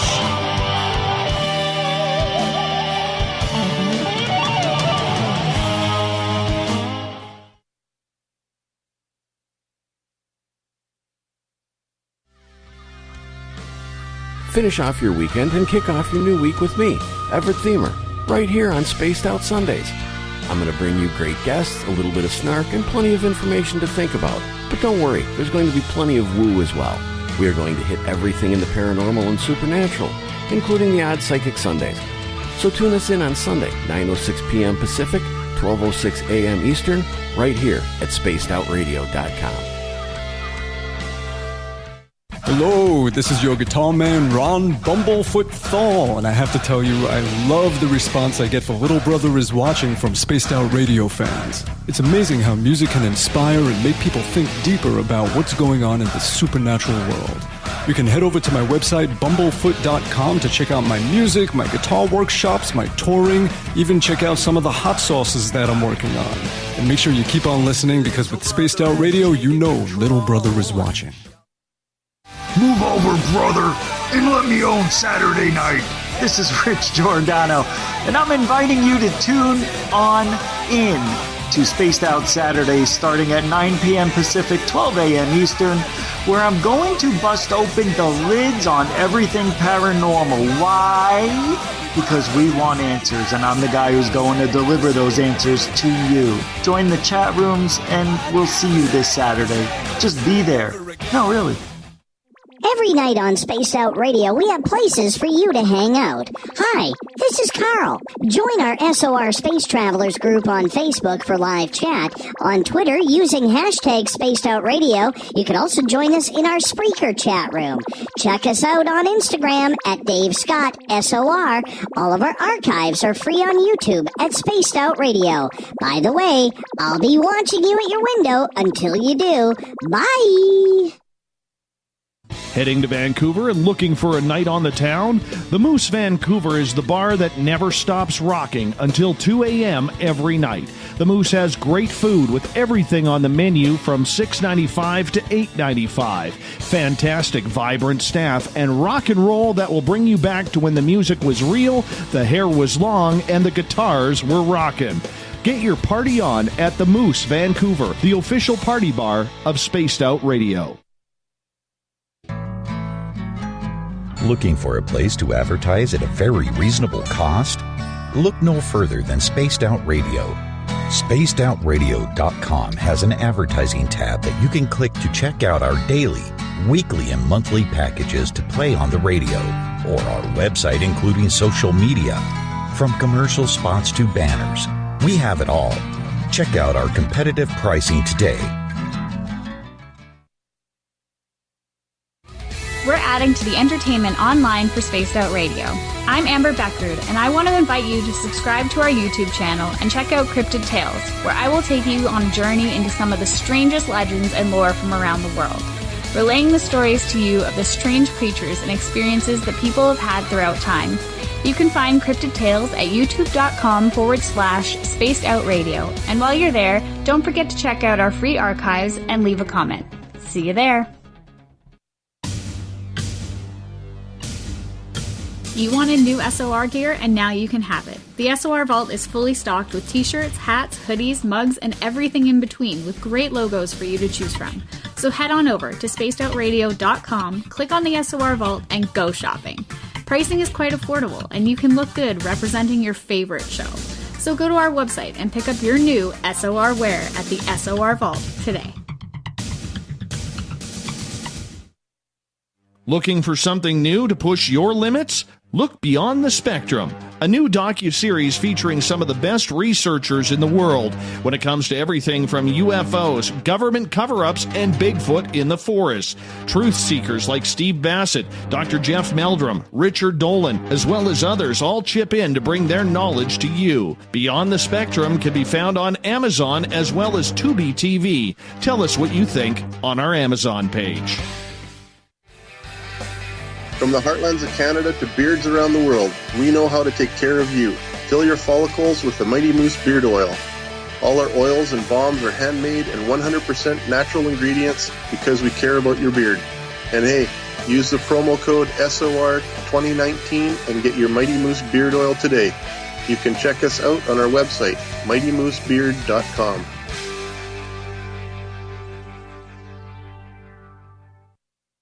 Visit purpleplates.com today. For over 40 years, the Purple Energy Plates have been delivering amazing results for their many customers. Inspired by the great genius Nikola Tesla, the harmony, healing, and energetic effects of the plates have proven over and over to be beneficial and often miraculous to thousands of customers. Check their site for daily specials and choose from their many energy products. You won't be sorry. Visit them today at purpleplates.com. Hey everybody, the SOR Space Travelers is open. For just $5 a month, you can hang out with Dave and our crew privately in our members-only section. With your signing, you'll receive newsletters on what's going on with Spaced Out Radio. You'll have direct contact with the host during the show in our chat, live streaming videos, and a great forum for your posts and more. Become a space traveler now at spacedoutradio.com.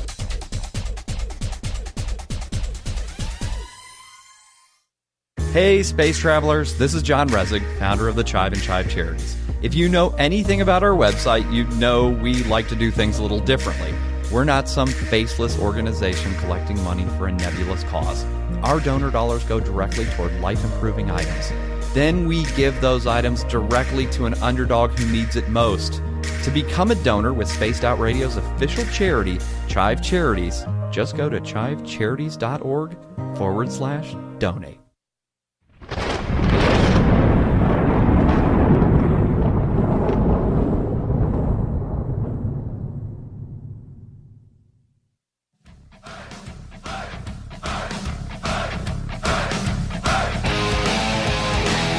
We pass the halfway point of Spaced Out Radio tonight. I am your host, Dave Scott, sitting in the captain's chair of SOR headquarters. Great to have you with us. Reminder to all of you that if you've missed portions of this show or others, you can always head on over to our YouTube channel, youtube.com/Spaced Out Radio. It's all free.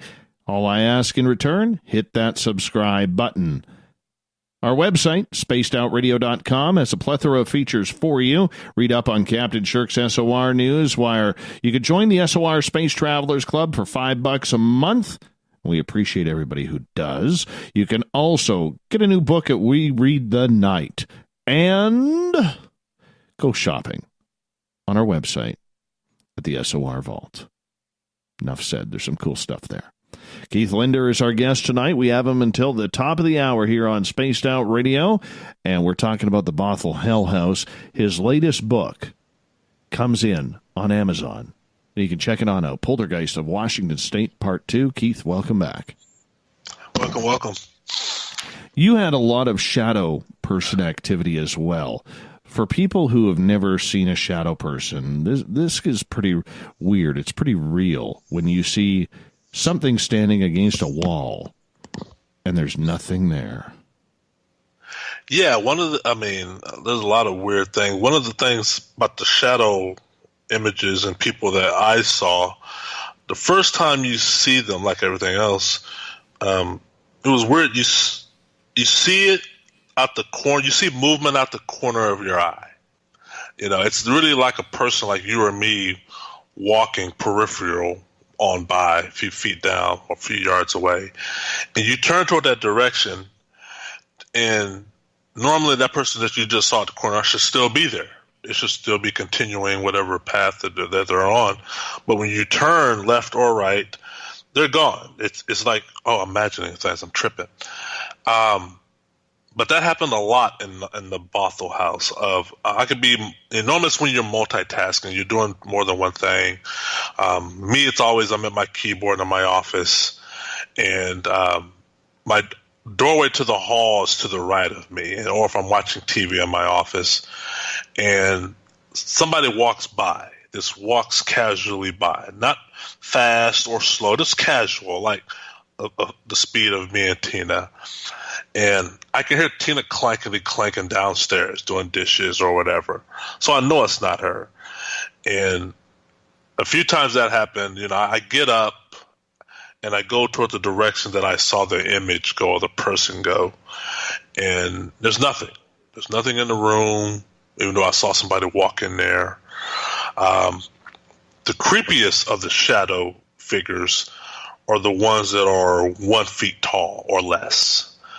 And these are the ones for lack of a better word, look like Gremlins, or I don't know if you remember that 80s movie called Critters. And they move very stealth or stilt-like. And they, like the person, you see them at the corner of your eye. They sort of creep left to right, but they observe. They really, peek around the corners of a wall or doorway, and they just watch you until you turn in their direction, and then they peek their head back, and then you blink a little bit, you try to focus, and you're like, first few times, you're like, okay, I don't know what that was. That's mind playing tricks on me. So the fifth or sixth time, you finally give up, or you get up and go to the direction, and they're gone. Right? They're not there anymore. Steve Mera and Don Phillips really wanted to home in on that phenomena when they were living in the Bothell home. So they set up devices in the home, and I think you've seen the photo of the torso of the shadow person on that wall that Steve, and it even tripped Steve out. Steve been doing this for 34 years, and he had a camera and a video camera running simultaneously in the palm of his hand. And the laws of physics says if you got two cameras aimed at a wall, or logic says if you got two cameras aimed at a wall at the same time, both should be picking up anything and everything if there's something to be picked up. Well, one device did, one device didn't. And once again, your viewers can view that in the book, especially the second book. But that was just weird, and having seen that already, but it was good to capture it on film or video, I should say, because I've seen it before. But you think when you see it in your own self and you tell your girlfriend what you saw, she tells you what you saw, that's you two only have nowhere else to go. You have nowhere else to go with that except to say, hey, we both saw it. Nobody else outside this house will believe it. But when Steve presented that photo of it, and he's perplexed, it just puts it in a new category and like I said, not knowing anything about the paranormal, I never knew the term shadow person or shadow man or shadow demon or whatever. Having experienced it and done a lot of reading, I know now it's not outside the norm of the type of activity that we have to see the shadows that we saw. So, yeah. The figures that you were seeing, from the size of people to the size of little gnomes or gremlins, did they attack you at all? They don't attack. No, they not in that fashion. The little, what I call minions, they attack, but not when you see it. What they seem to observe, and I don't know if it's to just to mess with you, but they just observe. You know, a shadow walking from one room to the other in your peripheral vision, it's not interacting with me. It's not saying, hey, Key, what time is it? It's not talking to me. It's just walking by. And most of the time, they just appear stoic. It's like a projector or a hologram that walks by. There's no interaction. But you see it. It's very well defined. It's a person. There's a person. It's black. I could tell you the size as far as height. It's between 5'9" and 5'6". Don't weigh over 120 pounds. Most of the time it was female. It was a female form. The little things I call minions, or aka gremlin-esque like, I see them, they hover and hang around the corners of the room or the doorway or the crevice. They dangle from the ceiling. They peek above the foot of the bed or the edge of the bed. You're taking a shower, and you that glass that separates you from the rest of your bathroom. You see a shadow dart across. They do a lot of darting. The little small one, they dart. They walk stealth-like. It's like they want to get your attention, and you turn in their direction, and they dart. They're fast. Or some hang around. It's just weird, but no, they don't attack you. They don't They don't lunge toward you if you saw them as to say, "Oh, he saw us. We got to take him out." They don't do that. But they're weird. And if you ask me, and I'll tell you how many of the small minions I've seen, they're in the teens. Okay, I can count on one hand how many shadow person or torso or female figure walk by I've seen.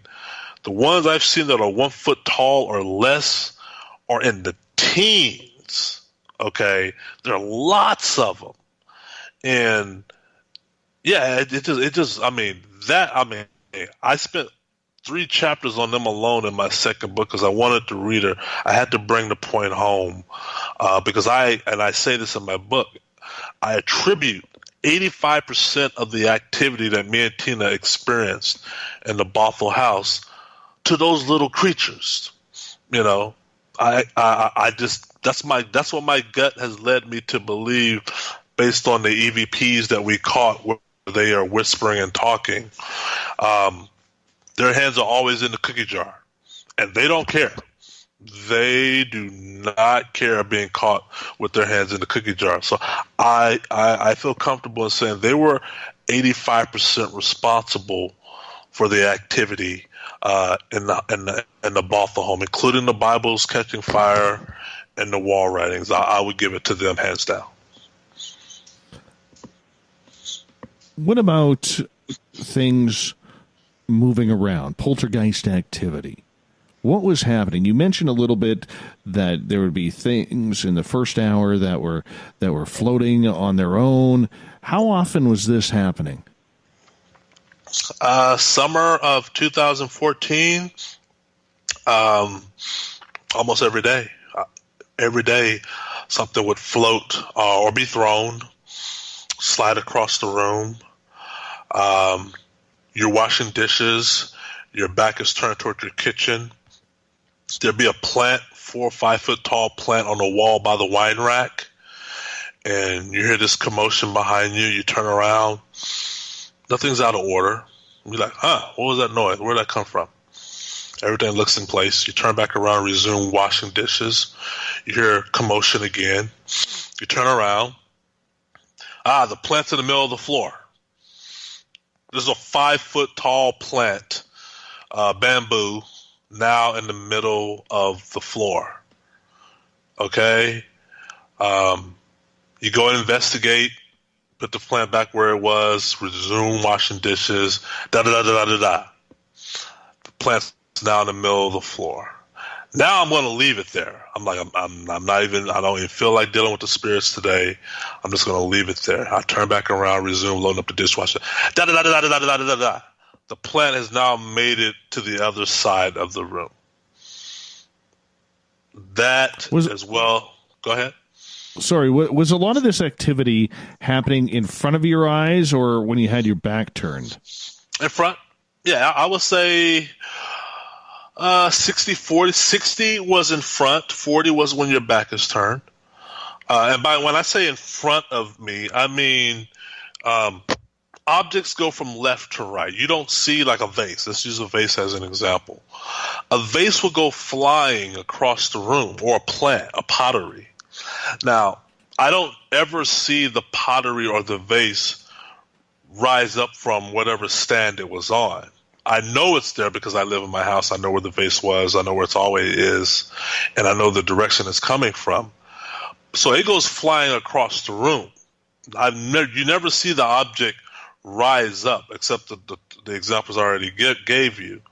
Most of the time, the objects are already airborne when you're watching TV, when you're channel surfing, when you're in your computer or in your room or in your bed, an ironing board, an iron. You know, they just go flying.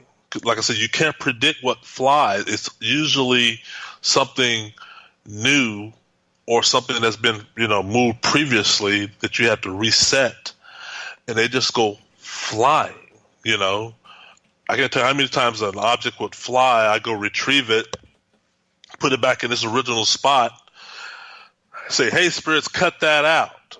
Behave. Go into the light. get back and resume whatever I was doing, and before I picked up my remote control, that same object could go flying again. Literally.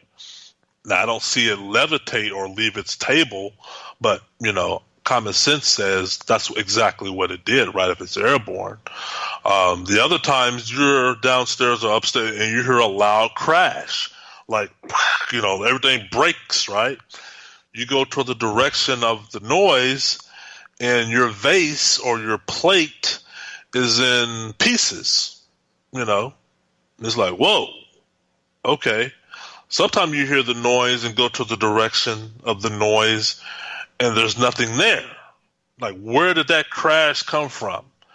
You go back to where you were previously and you totally forgot about what just happened. It could be 30 minutes, hour later, and now you're going to bed. You're turning off all the lights, right? You're going to bed. And you pass the area that you surveyed an hour ago, and there on the floor is this shattered vase. This is an hour or so later after you heard the crash. It's like the time is not aligned between the actual breakage and the period of when you find it. And right. Yeah, that to me, that was weird. That was weird. Your furniture bill must have been expensive, man. I'm just saying. My renovation bill. Tina lost all her plants in the Bothell home. Bless her heart. She had a lot of plants. I had none. And she bought all these plants in the house, and she lost all of them. I lost my collector's item, Final Fantasy poster. It was a limited release. That's the one that caught fire. I haven't found one since. And, 2 computer monitors, computer desk, Dyson vacuum cleaner. Dyson vacuum cleaners are not cheap. Yes. That became thrown numerous times. Beds, Tina. People don't understand because this is not they don't tell us on the paranormal show. We lost 2 mattresses, California King mattresses, in the home, and mattresses are expensive. You're spending $1,000 on a California King mattress if you want to sleep good, and we lost 2 of them. Bed frame got scratched like Freddy Krueger had a party. Lost that bed frame, headboard, footboard. Because once it scratches on it, you can't sleep with Freddy Krueger marks above your head at night. Who wants to do that, right? So you had to get a new bed. And I'm a big guy, and I gotta have a bed that suits me. And so you gotta throw $1,500 out to get a new bed, and that's not to say the spirits are going to scratch that one up. Like I said, the wall, the amount of paint buckets to paint over that stuff, only to come back 24 hours or 48 hours later and they do it again. People don't understand. A lot of money goes into repairing activities such as this. And luckily, I feel blessed in the sense that it didn't, it could drive you crazy or run your bank dry. Because we were throwing money. You're throwing money at nothing. Literally, you're throwing money at a phenomena that has controls everything. For sure. They take my wallet. They took my ID, my passport, credit cards. It goes missing. You had to get that stuff replaced. You got to call the bank and cancel stuff. Key fob. Key fob. That's $500. Key fobs are expensive. They're cheaper in Canada. They're only $350. That's Canadian funds too. Canadian funds. Canadian funds. All right. Hey, I got a couple questions from our audience here, so we only got about 5 minutes left with you. This one coming on Twitter from Andrew at #SpacedOutRadio. He's saying, Keith, what do you think happened in the house? How would you explain the phenomena you experienced? What does your gut say? Good question. Because believe it or not, that answers in book 2, and I give you a gist of it because I want to make sure your listeners know this. There was a family in the home who lived in the house 5 years before we did, who had similar activity. One of the things I did, and one of the things paranormal teams ask you, and it's a good question to ask when they give you the questionnaire, is have you spoken to the previous tenants? And it took me a while to find the previous tenants. I only found one. There was 5 families, if not more, I think 6, who lived in the house before we did. And everybody lived in the house for a relatively short period of time. Well, the family I caught up with had lived in there from 2008 to 2009, and they described the house, and I quote, as a living hell. Okay? She said, the wife, the spouse, that it was the beginning of the end in that place.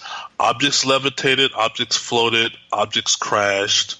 Her son, like me, saw shadowy figures out the corner of his eye. She, the wife, had 4 suicide attempts in the home. 4. Okay? I was able to retrieve those records through the county records office, and it's very detailed and very dark and very gruesome. She eventually committed suicide. She's no longer with us, unfortunately. But she described the house as a dark cloud. She said her marriage, like me and Tina's relationship, ended abruptly. Her marriage was destroyed, divorced in that home. Her son got real sick, going back to that kid cough. Her son developed a weird, rare form of meningitis. His room was my office, the infamous office where the wall writings were and the poster fire. So, yeah, it was just accumulative of a lot of bad things in that house that made that house what it is. Theoretically, the land, the history of Bothell, the immediate area where the house was built on, and it's far too detailed to give it in 4-minute spill, but it is in book 2 because, like I said, book 2 I wrote to answer 3 questions of: was I followed? Why was the house haunted? And what was the wall stuff made out of? So all that's in book 2. But yeah, there was a family, and that's just one out of 5 or 6 families. I never caught up with the others, but so your listeners know, that homeowner who we leased the house from, May 1st of 2012 to May 8th of 2016 when I moved out, he's only been to the house twice. That was May 1st to give me the keys to the home, and that was May 8th, 2016, to pick up the keys to the home. Now, you ask yourself the question, what homeowner, after seeing his house on local news, national news, international TV, of being extremely haunted, and he knew and he gave approval, would only come to the house twice, having known of wall writings and fires and whatnot. Most homeowners would either kick the tenants out for vandalism, or they would just say, hey, enough is enough. He only came twice, and probably rightfully so. He only has to coming to the home twice because he knew, number one, he's not living in the home. He put it up for rent. But therefore, another family came in after, and they did have activity. My friend, we only have you for about 1 more minute tonight. And I want to say thank you so much for coming back on Spaced Out Radio to go into a few more details about the Bothell Hell House. I'm sure 3 years later it still affects you on a daily basis. Do me a favor. Let everybody know out there where they can find your books. Easy. Amazon.com, like I said, is self-published. You can just Google on Amazon Keith Linder, and you're going to see the 2 books, Bothell Hell House, and the second book, Attachments, Poltergeist of Washington State, Part 2. Both are easy to read and deserve a read, so definitely go there. If you're interested, you can dig deeper and go to the YouTube channel, my YouTube channel, once again, Keith Linder. And all the videos, 700-odd videos are waiting for you.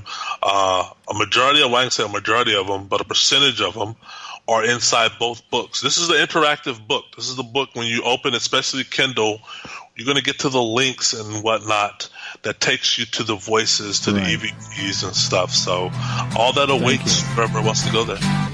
Thank you, Keith, for coming on Spaced Out Radio. Really appreciate it. Coming up next, we're going to do an early edition of the SOR Newswire. Finish off the show going coast to coast in Canada with Drex. 'n The Shift. We'll be back.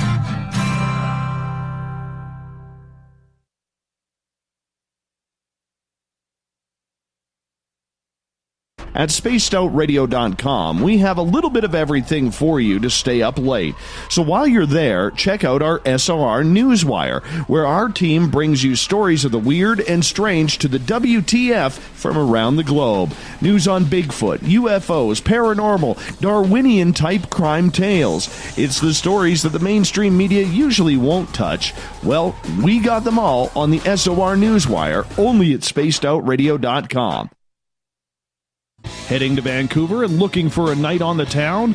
The Moose Vancouver is the bar that never stops rocking until 2 a.m. every night. The Moose has great food with everything on the menu from $6.95 to $8.95. Fantastic, vibrant staff and rock and roll that will bring you back to when the music was real, the hair was long, and the guitars were rocking. Get your party on at the Moose Vancouver, the official party bar of Spaced Out Radio. We're adding to the entertainment online for Spaced Out Radio. I'm Amber Beckrud, and I want to invite you to subscribe to our YouTube channel and check out Cryptid Tales, where I will take you on a journey into some of the strangest legends and lore from around the world, relaying the stories to you of the strange creatures and experiences that people have had throughout time. You can find Cryptid Tales at youtube.com/Spaced Out Radio. And while you're there, don't forget to check out our free archives and leave a comment. See you there. For the price of 1 cup of coffee a month, you can become an SOR Space Traveler. The Space Travelers Club is a place where you can interact with other listeners, either live during the show or on our great forum. We want your stories, pictures, comments, and ideas. You'll get live video streams, exclusive content, and be a part of our newsletter. Stay in touch with everything SOR. The Space Travelers Club is just $5 a month at spacedoutradio.com. Visit purpleplates.com today. For over 40 years, the Purple Energy Plates have been delivering amazing results for their many customers. Inspired by the great genius Nikola Tesla, the harmony, healing, and energetic effects of the plates have proven over and over to be beneficial and often miraculous to thousands of customers. Check their site for daily specials and choose from their many energy products. You won't be sorry. Visit them today at purpleplates.com. A little bit of science, a little bit of skepticism. Add a dash of snark and you have the makings of Spaced Out Sundays with me, Everett Thiemer. Together we will look into the reality of the paranormal with an open eye and rational thought. Oh, did I mention there'll be plenty of woo as well? Your time spent with Spaced Out Sundays will make the night even better. The chat rooms are open, 9:06 p.m. Pacific, 12:06 a.m. Eastern, right here at spacedoutradio.com. Move over, brother, and let me own Saturday night. This is Rich Giordano, and I'm inviting you to tune on in to Spaced Out Saturdays starting at 9 p.m. Pacific, 12 a.m. Eastern, where I'm going to bust open the lids on everything paranormal. Why? Because we want answers, and I'm the guy who's going to deliver those answers to you. Join the chat rooms, and we'll see you this Saturday. Just be there. No, really. Hello, this is your guitar man, Ron Bumblefoot Thal, and I have to tell you, I love the response I get for Little Brother is Watching from Spaced Out Radio fans. It's amazing how music can inspire and make people think deeper about what's going on in the supernatural world. You can head over to my website, bumblefoot.com, to check out my music, my guitar workshops, my touring, even check out some of the hot sauces that I'm working on.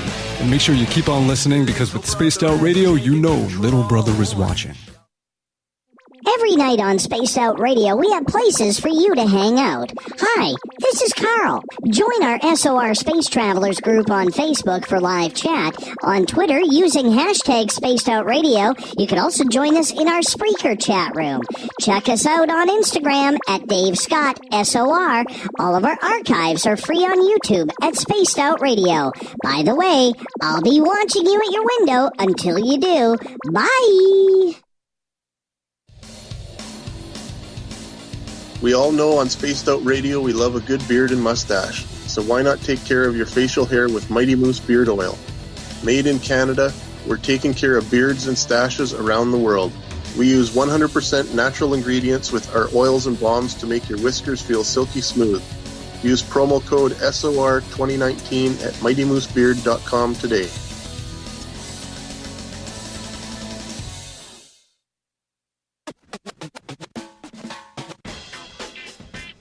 The SOR Vault is open for business, and do we have some cool swag for you to pick up? All you have to do is head over to our website and click on the SOR Vault. You have a variety of cool logos to choose from, and put them on anything you want. T-shirts, hoodies, hats, coffee mugs, you name it, we can get it to you. So do your shopping by supporting the store you love. Get your Spaced Out Radio swag at the SOR Vault today.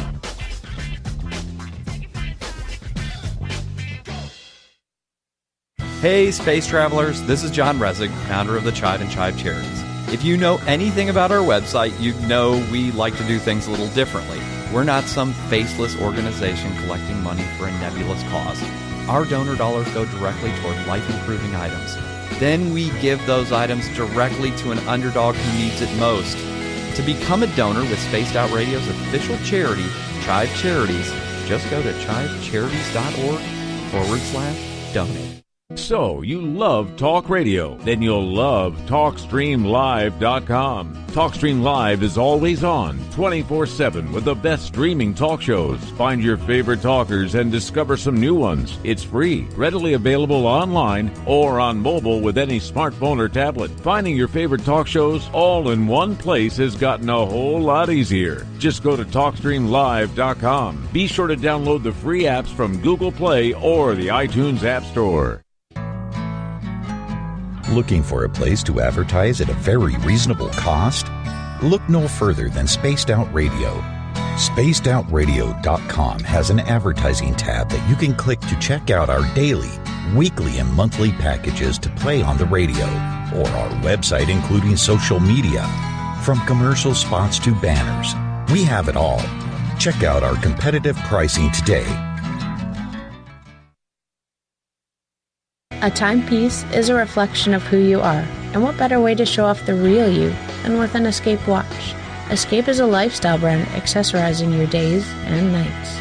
Choose to escape and create the life of discovery that you deserve. Dream, play, unite with your own personalized Escape watch. Head to escapewatches.com.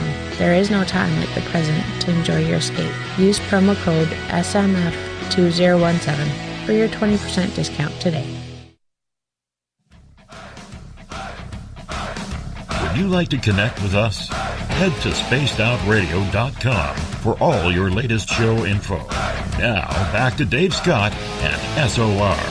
Welcome back to the third and final hour of Spaced Out Radio tonight. I am your host, Dave Scott. Thank you so much for joining us.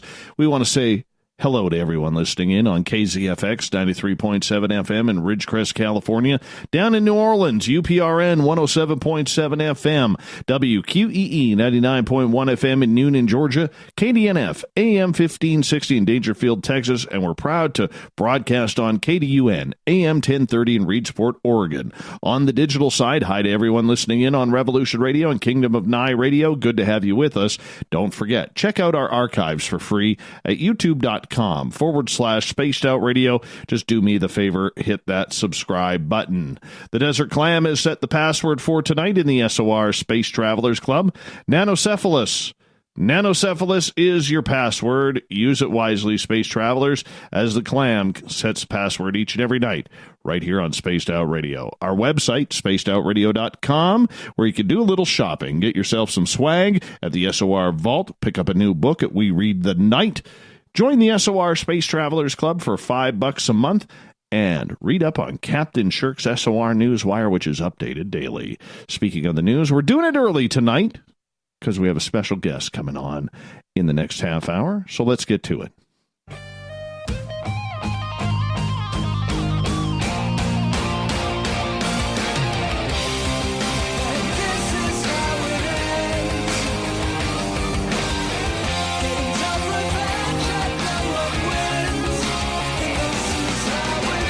The news is always changing, which is why we bring you the SOR Newswire, where we get to the weird, the strange, the wacky, and the head scratchers. Let me ask you, have you ever been in your hotel room naked and walked by the window? Maybe stared out of it for a little bit? I know. We've all done it.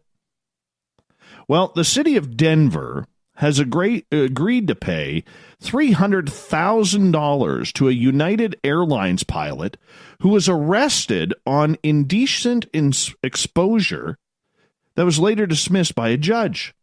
Andrew Collins' attorney, Craig Silverman, announced the settlement on Monday. Collins, who served in the United States Air Force, was arrested on September 20th, 2018 by Denver police and accused of indecent exposure for standing naked in front of his 10th floor hotel window overlooking the Denver International Airport. Collins spent days in the Denver City Jail after his arrest. Ryan Luby, a spokesperson for the city's attorney office, said the $300,000 payment comes from an insurance policy Denver has at the airport. We agreed on that figure in mediation Friday. Yeah, well, apparently, Denver Police Department spokesperson for the Denver International Airport, who said the settlement was paid as part of the airport's liability insurance because the incident took place on its property. She declined to comment further. Silverman says his client was unaware he could be seen when he opened the curtains of his hotel room in the late morning of that September day. Collins, out of Virginia, was naked and about to shower when he received a phone call. Captain Collins walked around his room and took in the view as he was absorbed in the 24-minute phone call. Silverman wrote in a notice of claim dated March 15, 2019. After the call ended, Collins was going to shower when he was alarmed by a Denver police officer loudly banging on his door and ordering him to open it. The officer told Collins he would enter with or without permission. Collins, now dressed in pants and no shirt, opened the door and was immediately confronted and rushed by the officer. According to the notice of claim, witnesses inside the airport had told police they could see a naked man in an upper floor window of the Western Denver International Airport. Collins' attorney said his client was unable to see anyone observing him from the airport terminal, which is more than 100 yards away. Under Colorado law, a person commits indecent exposure if they knowingly expose their genitals to a view of any person under circumstances in which such conduct was likely to cause affront or alarm to another person with the intent to arouse or satisfy the sexual desire of any person, the notice of claim states. While there was nudity in this case, it was not sexual, Silverman said. Captain Collins thought he was alone and not in anyone's view. It is not a crime to be naked in Denver. It is certainly not a crime to be naked in one's hotel room. Collins pleaded not guilty, and the judge dismissed the misdemeanor charge in March, but he was suspended for 6 months from United Airlines as a result of the incident. Though the city of Denver may deny liability, it has now paid a price for what happened on that date. Be careful if you're at an airport hotel in Denver. All right, I'm a little upset that I missed this because you know I love tacos. Love them. In my town, you cannot get a taco anywhere. If you want a taco, you got to drive 2.5 hours south. It sucks. Trust me, it sucks big time. Well, a Mexican state captured a Guinness World Record by cooking up carnitas taco measuring 335 feet long. Organizer Alejandro Paredes Resendez, whose uncle is the head of the Gastronomical Council for the state of Querétaro, said he started planning the record attempt in 2011 and his dreams came to fruition this past weekend when local chefs assembled the 335-foot-long taco from 3,322 pounds of seasoned pork meat and 2,646 pounds of corn tortillas. Resendez said he decided on carnitas tacos for the attempt after researching the most popular foods in the state, which is known for its 7 varieties of seasoned pork carnitas. Resendez says the event required 8 months of preparation, and the taco was split into portions after being officially measured and was served to the crowd of about 15,000 spectators. The previous record holder was a 246-foot taco assembled in the Mexican state of Guadalajara. Oh, I wanted some of that. Totally wanted some of that. Paul Sefke returned to his New South Wales home to find a sign on his door from the Urunga Rural Fire Services. It was a pleasure to save your house. P.S. We owe you some milk, the note said. Australia is currently enduring a brush fire crisis that has left 3 people dead and razed more than 150 homes. More than 60 blazes are burning across New South Wales as the state braces itself for catastrophic conditions that are set to hit on Tuesday, which is obviously tomorrow. Well, today for some of you, or most of you now. Mr. Selfie returned to his house over the weekend to find the note. The note also apologized for being unable to save Mr. Sefke's sheds. Despite this, Mr. Sefke said the note was the best he had received since the morning after his wedding. The post, which was shared thousands of times, eventually reached the fireman who claims to have been behind it. I'm happy to know my note got to you in one piece, said Cale Hardy Porter in a comment on Facebook, who said he was one of the group of 4 firefighters. We took refuge in your house, and that's when we discovered the fridge. Mr. Hardy Porter also apologized for his shocking handwriting, saying it was late and he could not see a thing. It was a pleasure to do a little good in such horrendous conditions, he said. Though Mr. Sefke's house was saved, he was said in a comment on Facebook that the house still remained in an uninhabitable state. We have no power, no poles, no water, all dirty, and just too smoky for the next week. God bless those firefighters, seriously. I know what it's like all too well. I know you know that story already, because we mentioned it the other day. All right, here's one for you.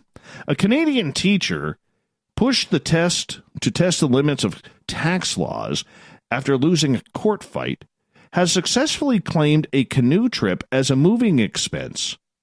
John Konechny loaded his belongings into a canoe and paddled up the Rideau Canal from Whitby, Ontario to Ottawa for a summer teaching job in 2018. The Canadian Revenue Agency allows Canadians who move more than 40 kilometers or 25 miles for work or school to deduct eligible expenses from their taxable income.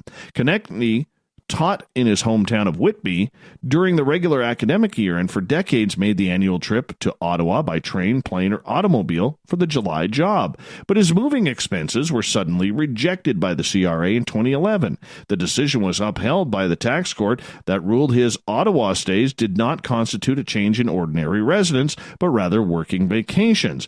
Konechny decided to up the ante in June 2018, loaded up a battered fiberglass canoe and set out for Ottawa. He told the Canadian Broadcasting Corporation this, who was following this story. The move took him through 5 provincial parks and up the Rideau Canal, which is a UNESCO World Heritage Site. He collects receipts for park admission fees, campfire wood, and ice, and submitted a claim for almost $1,000. Last week, he learned that the CRA had accepted his expenses. Wonderful. Thank you for that. All right. A tiny deer-like creature about the size of a rabbit has been photographed in the wild for the first time in 3 decades in southern Vietnam, delighting conservationists who feared the species was extinct.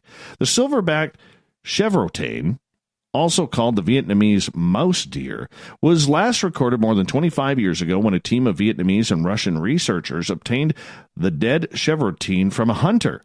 For so long, this species has seemingly only existed as part of our imagination, said Vietnamese biologist Anh Nguyen, an associate conservation scientist with Global Wildlife Conservation. Discovering that it is indeed still out there is the first step to ensuring we don't lose it again. We're moving quickly now to figure out how to best protect it. Scientists had thought the tiny creature, which had been among a list of 25 most wanted lost species compiled by the Global Wildlife Conservation, had fallen victim to habitat loss and intensive hunting for the illegal wildlife trade. Wire snares are widely used in the region. Details of the rediscovery were published in the Scientific Journal of Nature, Ecology, and Evolution. After interviewing villagers and forest rangers near this beach city of Nha Trang, the team of scientists set camera traps for 5 months in the areas where locals said they may have seen the animal.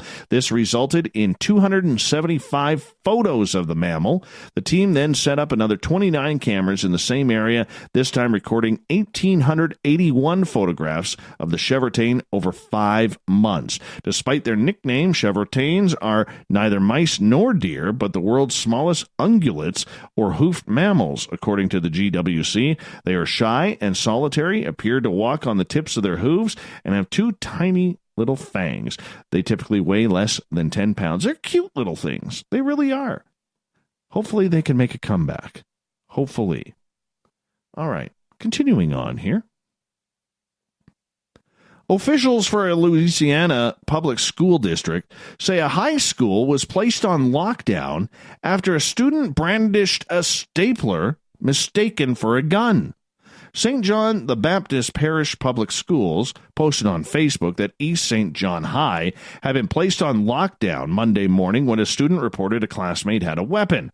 The parish's sheriff office searched the campus and found that the student, who they said had an open stapler wrapped in a bandana, not a gun. The lockdown was lifted. News outlets report the student was arrested and booked in the parish jail on charges of terrorizing. Okay. There's a building boom on the Tibetan Plateau, one of the world's last remote places. Mountains long crowned by the garlands of fluttering prayer flags, a traditional landscape blessing, are newly topped with sprawling steel power lines. At night, the illuminated signs of the Sinopec gas stations cast a red glow over the newly built highways. Ringed by the world's tallest mountain ranges, the region, long known as the rooftop of the world, is now in the crosshairs of China's latest modernization push, marked by multiplying skyscrapers and expanding high-speed rail lines. But this time, there's a difference. The Chinese government also wants to set limits on the region's growth in order to design its own version of one of the United States' proudest legacies, a national park system. In August, policymakers and scientists from China, the United States, and other countries convened in Xinjiang, capital of the country's Qinghai province, and that was to discuss plans to create a unified park system which cleared standards for limiting development and protecting ecosystems. Well, apparently they want to make this like Yellowstone. Yeah, hard to believe the Chinese don't want to pollute that area. Not like Beijing, where they haven't seen the sun in decades. Yeah. That's kind of cool. The ambition to create a unified park system represents a new and serious effort to safeguard China's biodiversity and natural heritage. Duke University ecologist Stuart Pym says one of the first pilot parks will be in Qinghai, a vast region in western China, abutting Tibet, and sharing much of the cultural legacy. The area is also home to such iconic and threatened species such as the snow leopard, the Chinese mountain cat, and encompasses the headwaters of 3 of Asia's great waterways, the Yangtze, Yellow, and Mekong rivers. Nothing about the Yeti, though. They're not protecting the Yeti just yet. No, they haven't gotten there. All right. Back in Canada, following Sportsnet's dismissal of NHL analyst Don Cherry, a Change.org petition to bring him back has garnered almost 100,000 signatures. Cherry was fired after he made anti-immigrant comments during his Coach's Corner segment on Hockey Night in Canada Saturday night. Cherry was quoted as saying, "You people love our way of life, love our milk and honey. At least you could pay a couple of bucks for poppies or something like that. These guys paid for your way of life that you enjoy in Canada," Cherry said on the program, referencing individuals he believed to be immigrants that were not wearing poppies to honor military veterans during Canada's Remembrance Day. Following backlash across social media, Sportsnet released a statement on Twitter Monday detailing the decision to fire Cherry. "Sports brings people together. It unites us, not divides us." Following further discussion with Don Cherry after Saturday night's broadcast, it has been decided it is the right time for him to immediately step down. During the broadcast, he made divisive remarks that do not represent our values or what we stand for. Yeah. Hard to believe. Hard to believe. I don't think we're muted. Just got a message. Did we kind of go silent there? Did we kind of go silent? Can you guys hear me? I don't think so. I think Uncle Jeff just needs to refresh. Refresh, Jeff.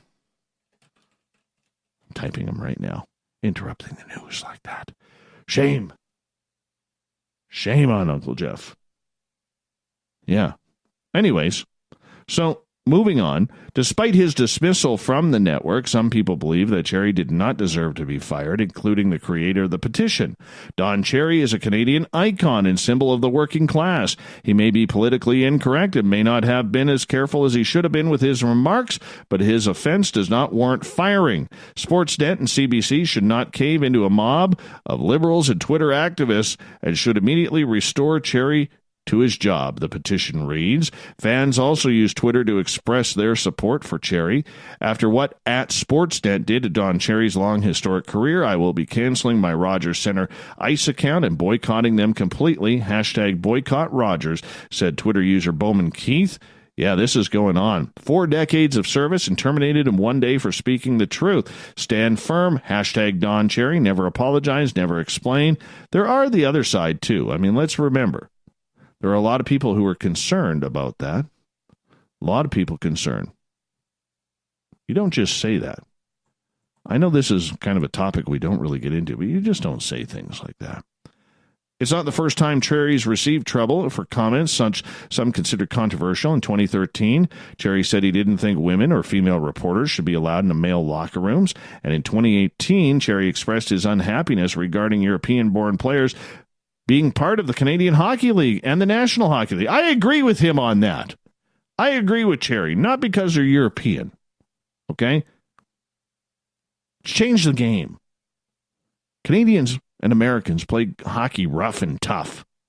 The Europeans are all about finesse. Has nothing to do with nationality. Has everything to do with the style of play. I'm not happy for that, to be truthful, Cherry told the media while coaching the annual Canadian Hockey League NHL Top Prospects game. What happens is, if you look at it, there is a Canadian kid not playing, no matter how you cut the mustard. Exactly. Following his dismissal from Sportsnet, Cherry refused to apologize for his comments when speaking to his friend reporter at the Toronto Sun. I know what I said, and I meant it. Everybody in Canada should wear a poppy to honor our fallen soldiers. Your thoughts? Post it. Yes. Canadian junior hockey should have Canadian players. We're developing our own talent. That's what it's about. You don't see a lot of Canadian players go down to the U.S. or over to Europe and make their junior teams. I'm for that. Don's right there. All right. A fireball that lit up the night sky over St. Louis, Missouri, was likely debris from the South Taurids meteor shower, experts say. The American Meteor Society said the fireball was reported over 8 states on Sunday night, with most of the sightings reported in Missouri. The streak of light was caught on camera by dash cams, doorbell cameras, and security cameras, including the CCTV at Willard High School's football stadium in Willard, Missouri. The American Meteor Society said the fireball was traveling east to west and was spotted as far away as North Carolina. The light's appearance coincided with the peak of the South Taurids meteor shower, which features debris from the comet 2P/Encke. Who names these? Why can't we just have Comet Encke? Why do we need 2P? Okay, I don't need to pee, but that's the way it goes. Anyways, experts said the fireball was likely debris from the shower. That is your news for the night. Now, usually we follow it up with the thought of the Dave, but we're going to be doing that after we get off the air with Drex and the shift with Drex, which broadcasts right across Canada. Now, Drex is a good nighttime radio show host and friend, broadcasting out of CKNW 980 in Vancouver. I believe on the 26th floor. He's got a nice studio. His producer, Bob, good friend of mine. We've known each other like 16, 17 years. Real good guy. So we're going to hook up with them as we go into the final half hour of this show. We're going to be talking Bigfoot. Why now is prime time to go looking for the creature? Things get a little bit muddy out there. A little bit of snow. Good for finding tracks. Oh, yeah. Yeah, we're going to get into it. We're going to take the break here, and then we're going to hook up simulcast with CKNW's Drex and The Shift with Drex. Next on Spaced Out Radio. If you want to follow him on Twitter, that's at Drex, D-R-E-X. Go check him on out. Support him. We'll be back.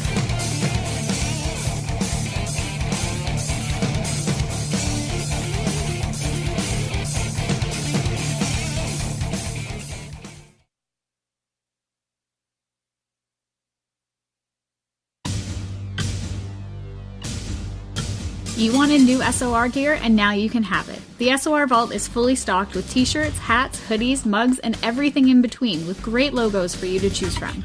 So head on over to spacedoutradio.com, click on the SOR Vault, and go shopping.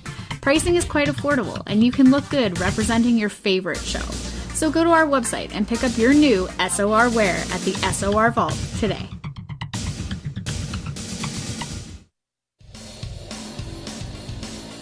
We all know on Spaced Out Radio we love a good beard and mustache, so why not take care of your facial hair with Mighty Moose Beard Oil?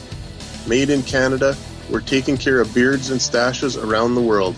We use 100% natural ingredients with our oils and balms to make your whiskers feel silky smooth. Use promo code SOR2019 at MightyMooseBeard.com today.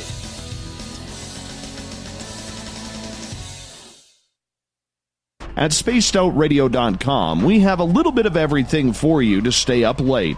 So while you're there, check out our SOR Newswire, where our team brings you stories of the weird and strange to the WTF from around the globe. News on Bigfoot, UFOs, paranormal, Darwinian-type crime tales. It's the stories that the mainstream media usually won't touch.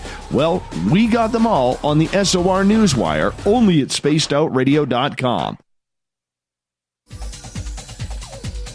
Hey everybody, the SOR Space Travelers is open. For just $5 a month, you can hang out with Dave and our crew privately in our members-only section. With your signing, you'll receive newsletters on what's going on with Spaced Out Radio. You'll have direct contact with the host during the show in our chat, live streaming videos, and a great forum for your posts and more. Become a space traveler now at spacedoutradio.com.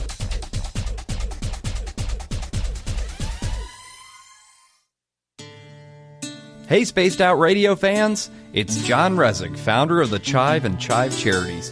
Our goal is to make the life of veterans, first responders, and those with rare medical conditions 10% happier.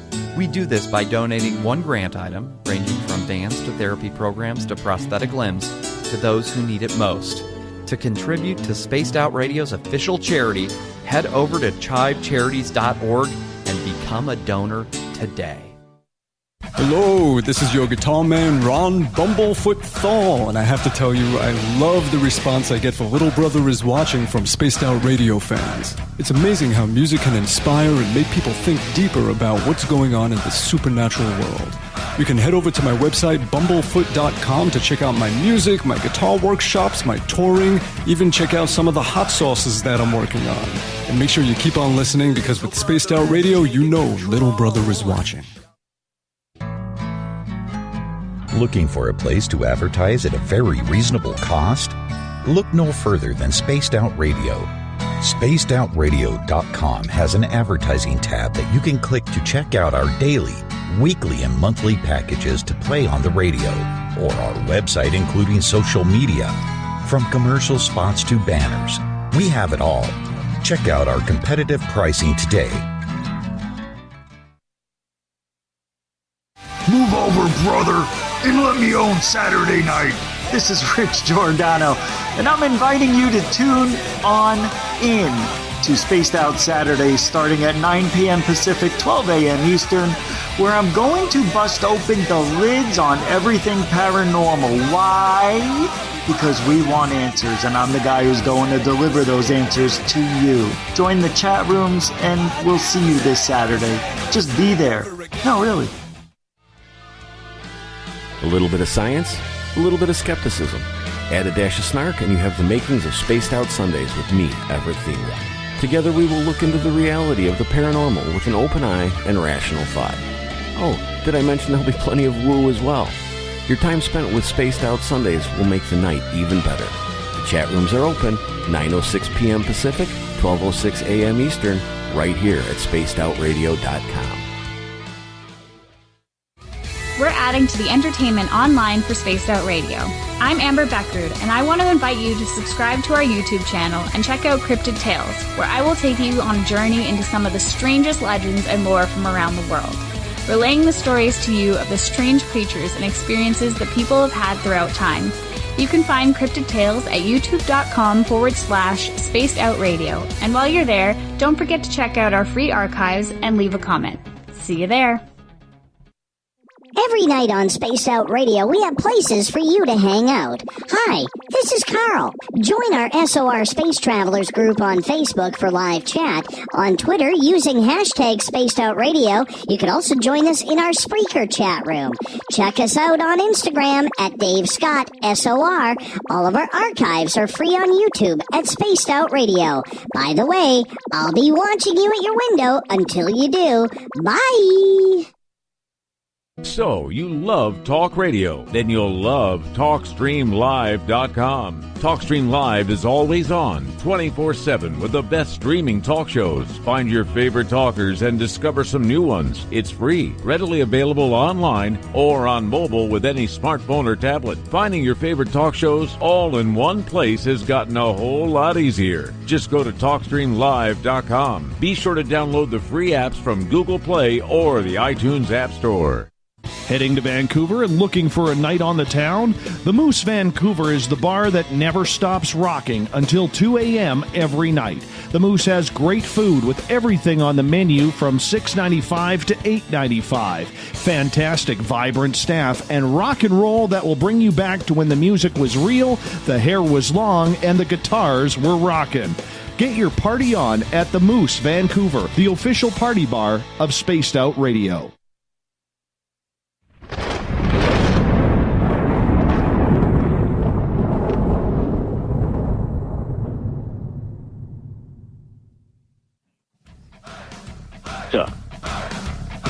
Always good to be with you, Drax. 2 weeks in a row. Love talking this great stuff of woo, as we call it on our side of the radio ledger. How you doing? Bigfoots and Sasquatch tonight. I know that your listeners are well versed in your knowledge of these things. I've had a couple of Bigfoot hunters on the show over the years.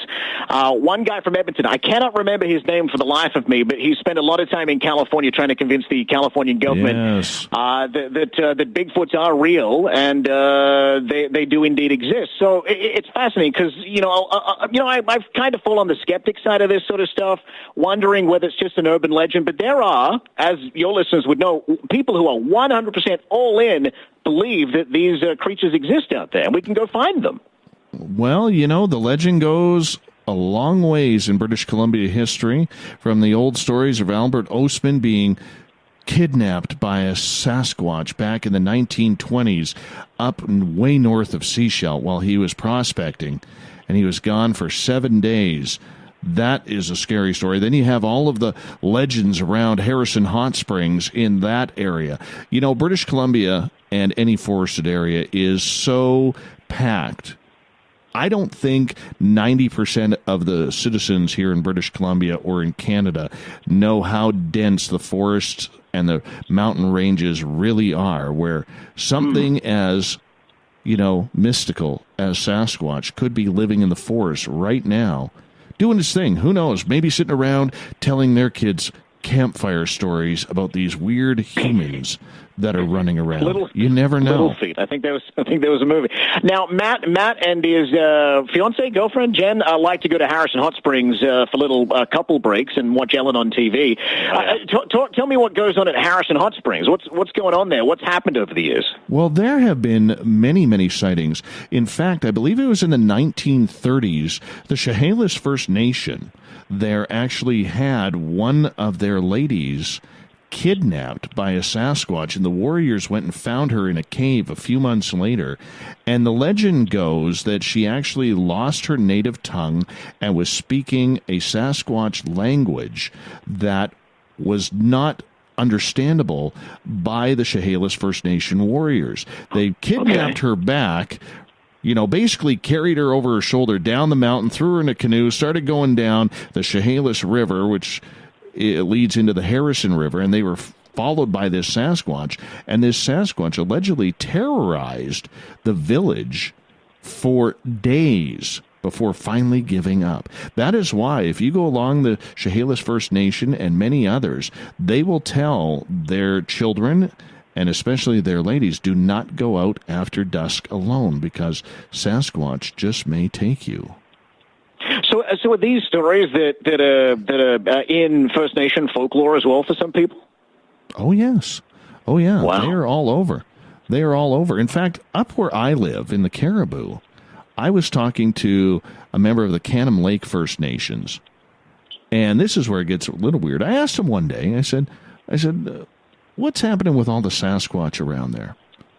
Are you seeing any, getting any reports? And he goes, no, not too much of that.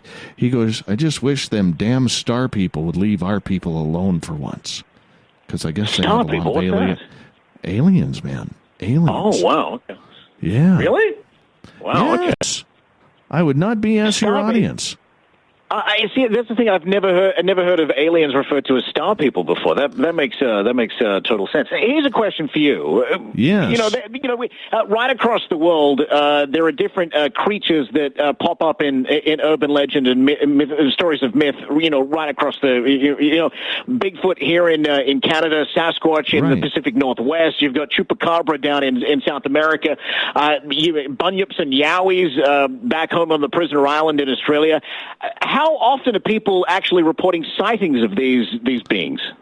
That is hard to explain, because there really isn't, outside of the BFRO, which a lot of people do not trust, which is the Bigfoot Research Organization in Canada, there aren't a lot of places to actually, report your sightings for Bigfoot. They just kind of come out. I was talking to a gentleman up here, and his name is Dave as well. And here's a freaky story. He was 16 years old in 1984, driving around in his Camaro. His mullet was flowing. He was, I think, 16 or 17. His girlfriend was of the same age, and they were driving to Ruth Lake in the Caribou region. And as they were driving, they come out around this turn and up this little hill, and the road is straight. They see this big black thing come out of the ditch. They thought it was a bear until the bare hand slapped the windshield of the vehicle. What? Man, that must have been crazy. The girlfriend takes off her seatbelt, and you remember the old-style Camaros where, the footroom in those vehicles, you could pretty much lie a child down in there for a nap. They were so long. Yeah, sure. She dashes underneath the dashboard and is screaming. He keeps going because he doesn't know what the heck. He looks in his rearview mirror and sees the creature on two legs walk across the highway and then up the hill on the other side. He burns a Yui, gets the heck out of there. So much for the party he was going to that night. And there are all these firsthand accounts that we have. I'm going to be interviewing here in a couple of weeks. And actually, December 17th, a gentleman who has a very, very popular YouTube channel named Steve Istall. His channel is called How to Hunt. And he's got over 76,000 subscribers on YouTube. And this is a gentleman who literally did not believe in this creature, been hunting in British Columbia his entire life until he had a face-to-face encounter. And now he feels that he has learned some of the patterns of this creature. So when he is out looking for game or setting up his trail cams or whatever, he's being followed.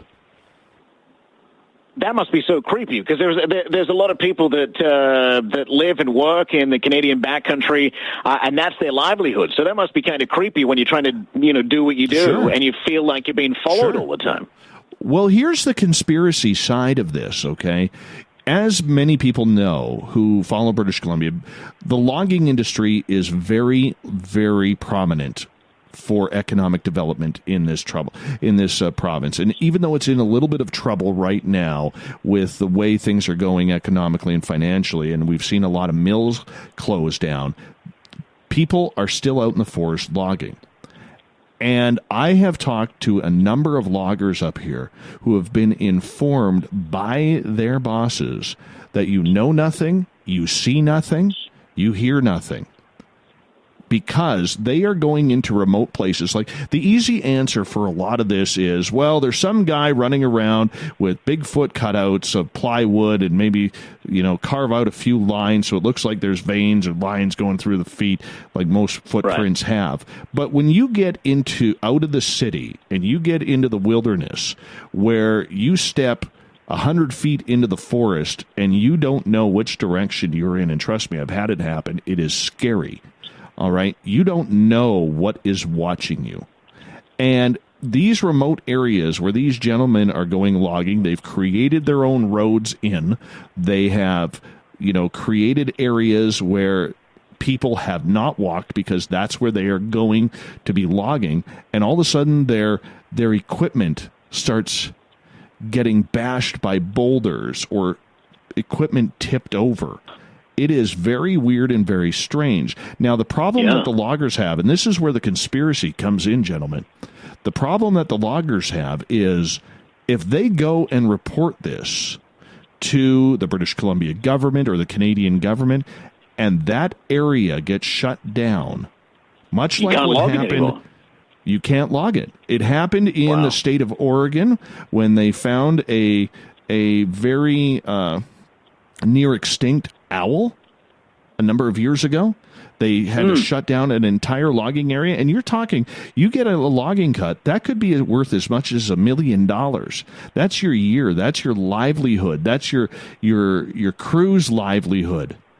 In order to put food on there. Yeah, so it makes sense not to report the strange things that you see or hear. Yeah, absolutely. But I've talked to a couple of loggers, as well as my friends have up here, as we go looking for Sasquatch in the forest up here, that all of a sudden they're quiet because it's more important to pay the mortgage than to report any type of strange activity. But there was a couple gentlemen who absolutely refused to go back on one work site.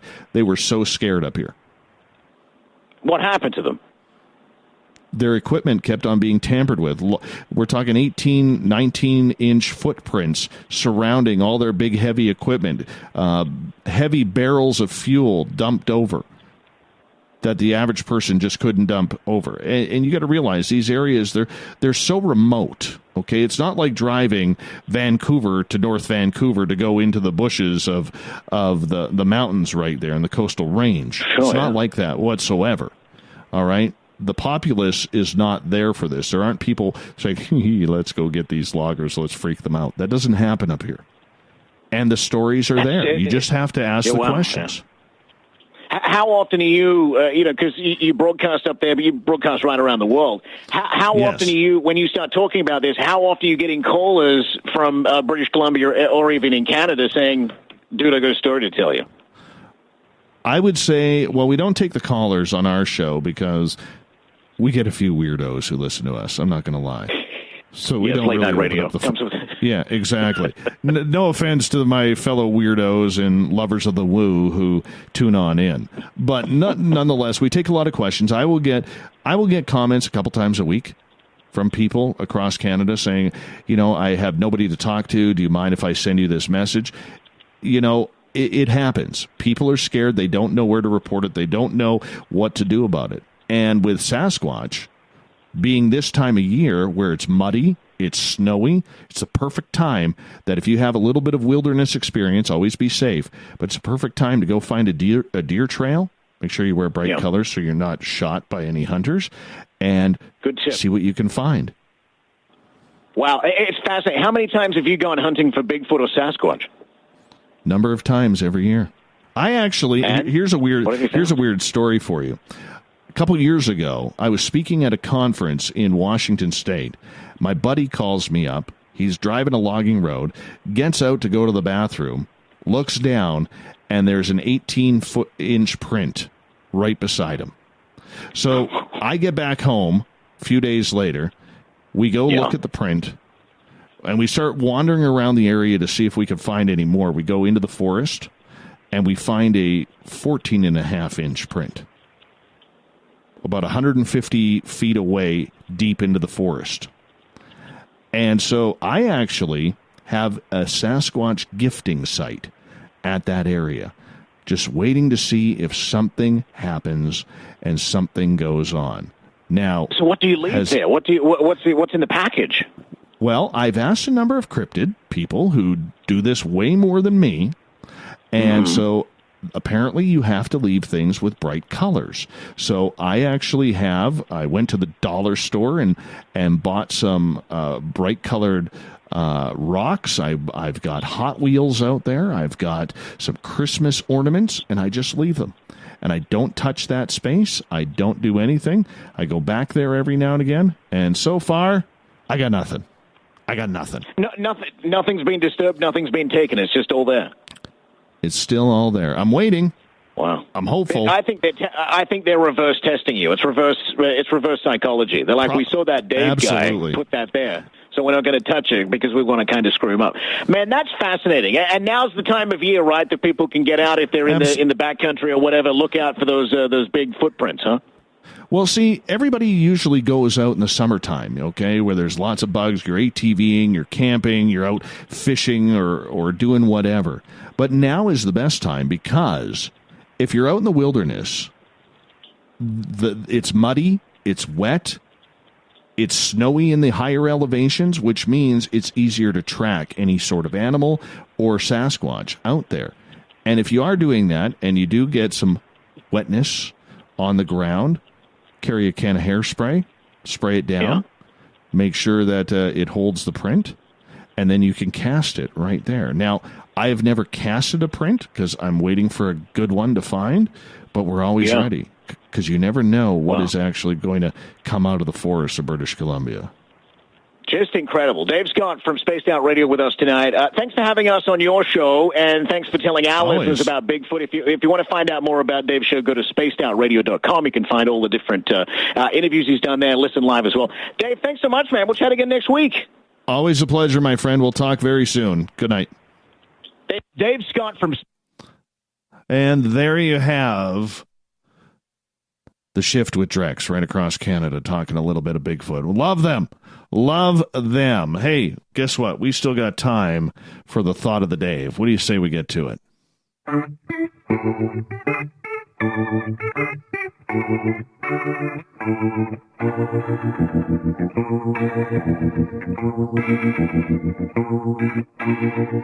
Thought of the Dave happens every night at this time, where we take a question from our Facebook and Twitter pages and then read your responses on the air because we love the audience participation around here. Today's Thought of the Dave is as follows. Oh, somebody please tell me your haunted house story.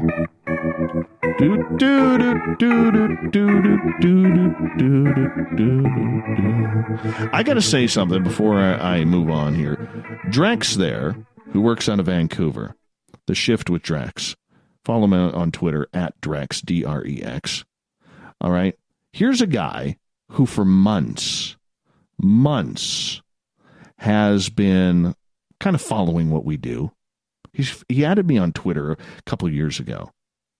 And then Ryan Recker out of KMOX out of St. Louis, who has become a good friend on this show. And if Ryan wants to talk something strange or weird, he'll book me as a guest. Usually what'll happen is if he books me as a guest every couple months, I'll end up going on his show literally right after I do ours.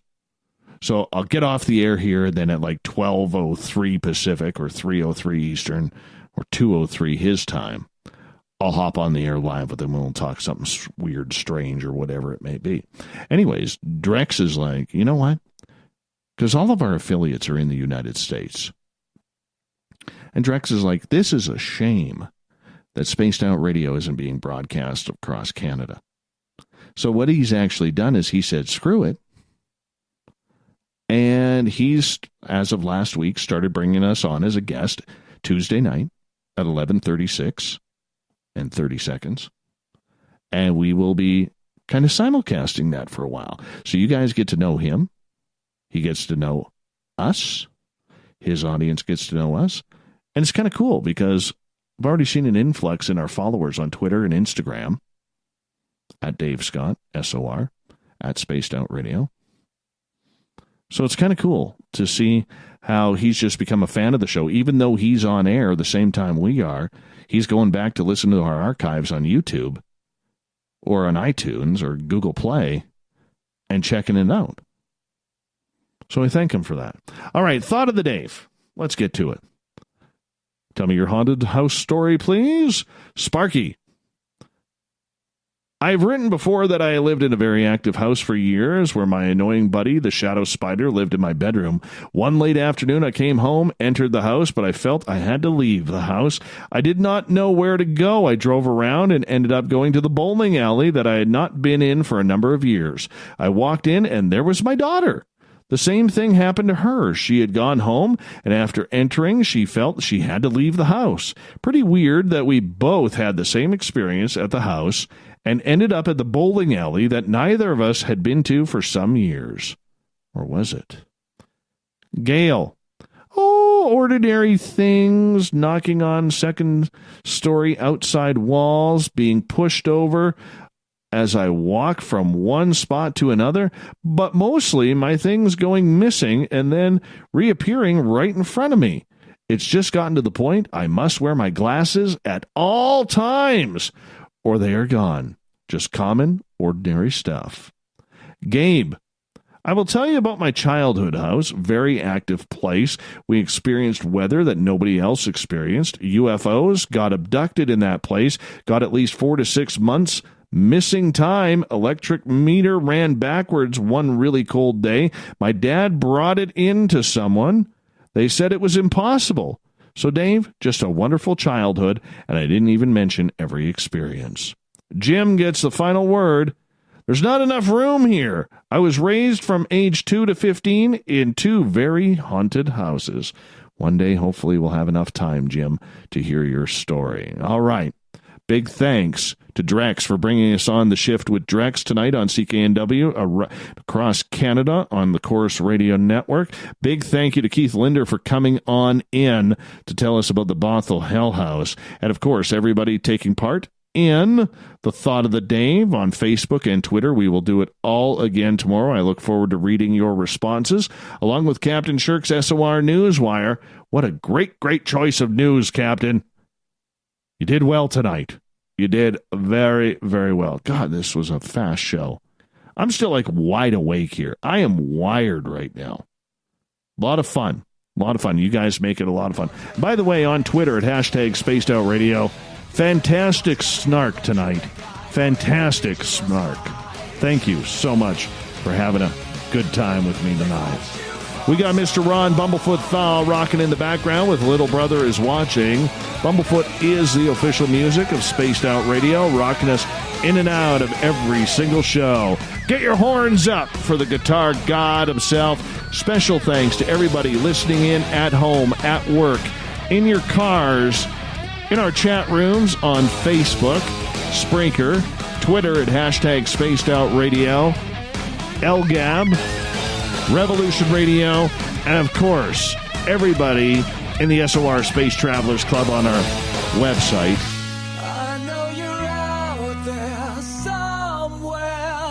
Remember, this show is copyright by Spaced Out Radio and SOR Media Ventures Limited. Thank you so much for sharing your evening with us, because together, my friends, we own the night. Mr. Bumblefoot, we need a favor. We need you to take us home.